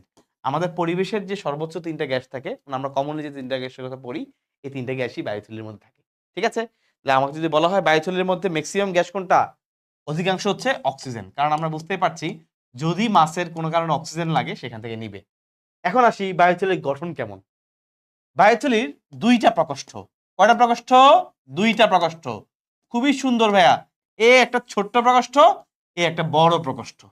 তাহলে একটা হচ্ছে অগ্র প্রকোষ্ঠ, সামনে যেটা আছে ছোট্টটা, পিচ্চিটা হচ্ছে অগ্র প্রকোষ্ঠ। সামনে পিচ্চি দেখবা অলওয়েজ কি হয়, একটা লাইন দাঁড় করাইলে সামনে পিচ্চি দেখে দাঁড় করায়, পিচ্চিটা আগে, অগ্র প্রকোষ্ঠ। আর পিছনেরটা হচ্ছে পশ্চাৎ প্রকোষ্ঠ। সামনেরটা হচ্ছে অগ্র প্রকোষ্ঠ, পিছনেরটা হচ্ছে পশ্চাৎ প্রকোষ্ঠ। ঠিক আছে, আচ্ছা, এখানে মনে করো রুই মাছের এটা হচ্ছে অন্ননালী, মনে করো এটা কি রুই মাছের অন্ননালী, কি নালী? অন্ননালী মানে ইসোফেগাস, খাদ্যনালী। আচ্ছা, তো দেখা যায় ভাইয়া এইখানে একটা বিশেষ নালীর মাধ্যমে রুই মাছের বায়ুথলির সাথে অন্ননালীর কানেকশন থাকে। একটা বিশেষ নালীর মাধ্যমে বায়ুথলির সাথে অন্ননালীর কানেকশন থাকে। এই নালীটার নাম হচ্ছে, খেয়াল করো, নিউমেটিক নালী। নিউমেটিক নালী, যে বিশেষ নালীর মাধ্যমে বায়ুথলির সাথে অন্য নালীর কানেকশন থাকে, এই বিশেষ নালীটাকে কি বলে? নিউমেটিক নালী। তো বানানটা হচ্ছে, নিউমেটিকটা হচ্ছে এরকম, আমি ম জফলা দিয়ে লিখি নাই, তুমি লিখবা সুন্দর করে, নিউমেটিক নালী, ঠিক আছে? যে বিশেষ নালীর মাধ্যমে অন্য নালীর সাথে কানেকশন থাকে তাকে কি বলে? নিউমেটিক নালী। এখন এখানে একটা মজার কনসেপ্ট আছে, সেটা কি? সেটা হচ্ছে সকল মাছে কিন্তু এই নিউমেটিক নালী থাকে না। এখানে আছে, আবার অন্য কোনো মাছে নাও থাকতে পারে। যাদের বেলায় নিউমেটিক নালী আছে, এই যে এরকম বায়ুথলির সাথে অন্য নালীর কানেকশন আছে, নিউমেটিক নালীটা আছে, এদের এদের এটাকে বলে পাইসোস্টোমাস ধরনের। পাইসোস্টোমাস, পাইসোস্টোমাস ধরনের, এই ধরনটাকে কি বলে? পাইসোস্টোমাস ধরন, যেখানে বায়ুথলির সাথে অন্য নালীর কানেকশন আছে। মোট কথায় নিউমেটিক নালী আছে, তারে বলে পাইসোস্টোমাস।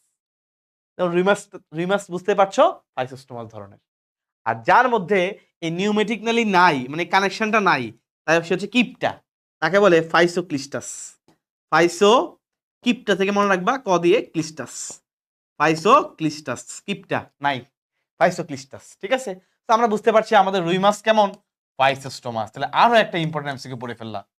আরেকটা এমসিকিউ বলে রাখি, রুই মাছ 14°C তাপমাত্রার নিচে বাঁচতে পারে না।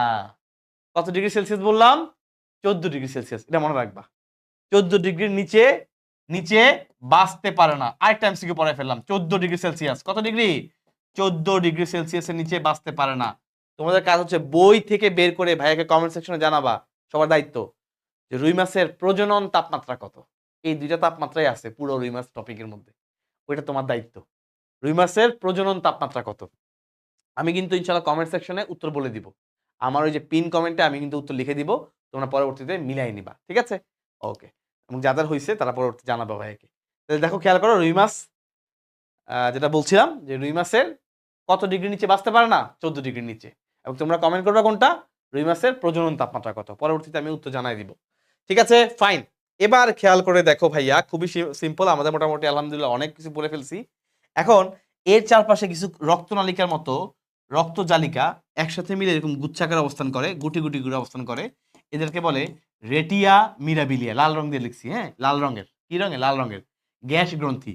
এরকম অসংখ্য লাল বর্ণের গ্যাস গ্রন্থি কোষিক জালিকার সাথে, এরকম কোষিক জালিকার গুটি গুটি আকারে অবস্থান করে, এদেরকে বলা হয় রেটিয়া, কি বলে?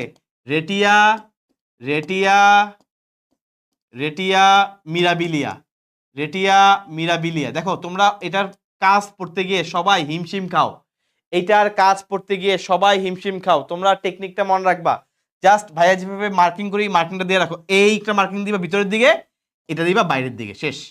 এই মার্কিংটা দিয়ে রাখো সবাই, তাহলে আর ভুল হবে না। এটা মানে হচ্ছে রক্ত থেকে গ্যাস গ্রহণ করবে এই অগ্র প্রকোষ্ঠের মাধ্যমে, এই অগ্র প্রকোষ্ঠের সাথে রেটিয়া মিরাবিলার সম্পর্ক হচ্ছে, ধরো এই বায়ুথলির মধ্যে গ্যাস ঢুকাইতে হবে, বায়ুথলির মধ্যে গ্যাস রাখতে হবে, বা রক্ত থেকে কোনো গ্যাস ছাড়তে হবে বায়ুথলির মধ্যে, তাহলে এই জায়গা দিয়ে ছাড়বে রেটিয়া মিরাবিলিয়া, রক্তগুলো থেকে এখানে গ্যাস ছেড়ে দিবে।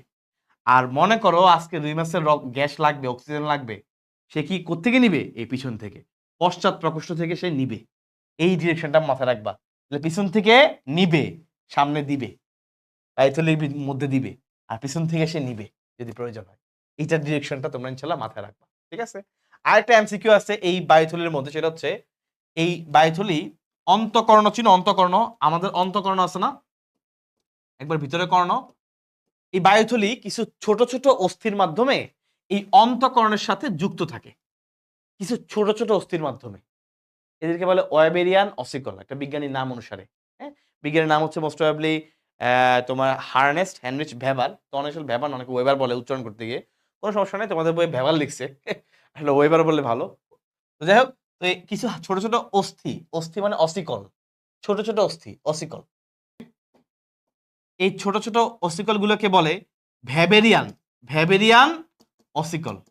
এই ভ্যাবেরিয়ান অসিকলের মাধ্যমে, অসিকল মানে ছোট, ছোট অস্থি, সে অন্তঃকরণের সাথে যুক্ত থাকে এই বায়ুথলি, এই পটকা।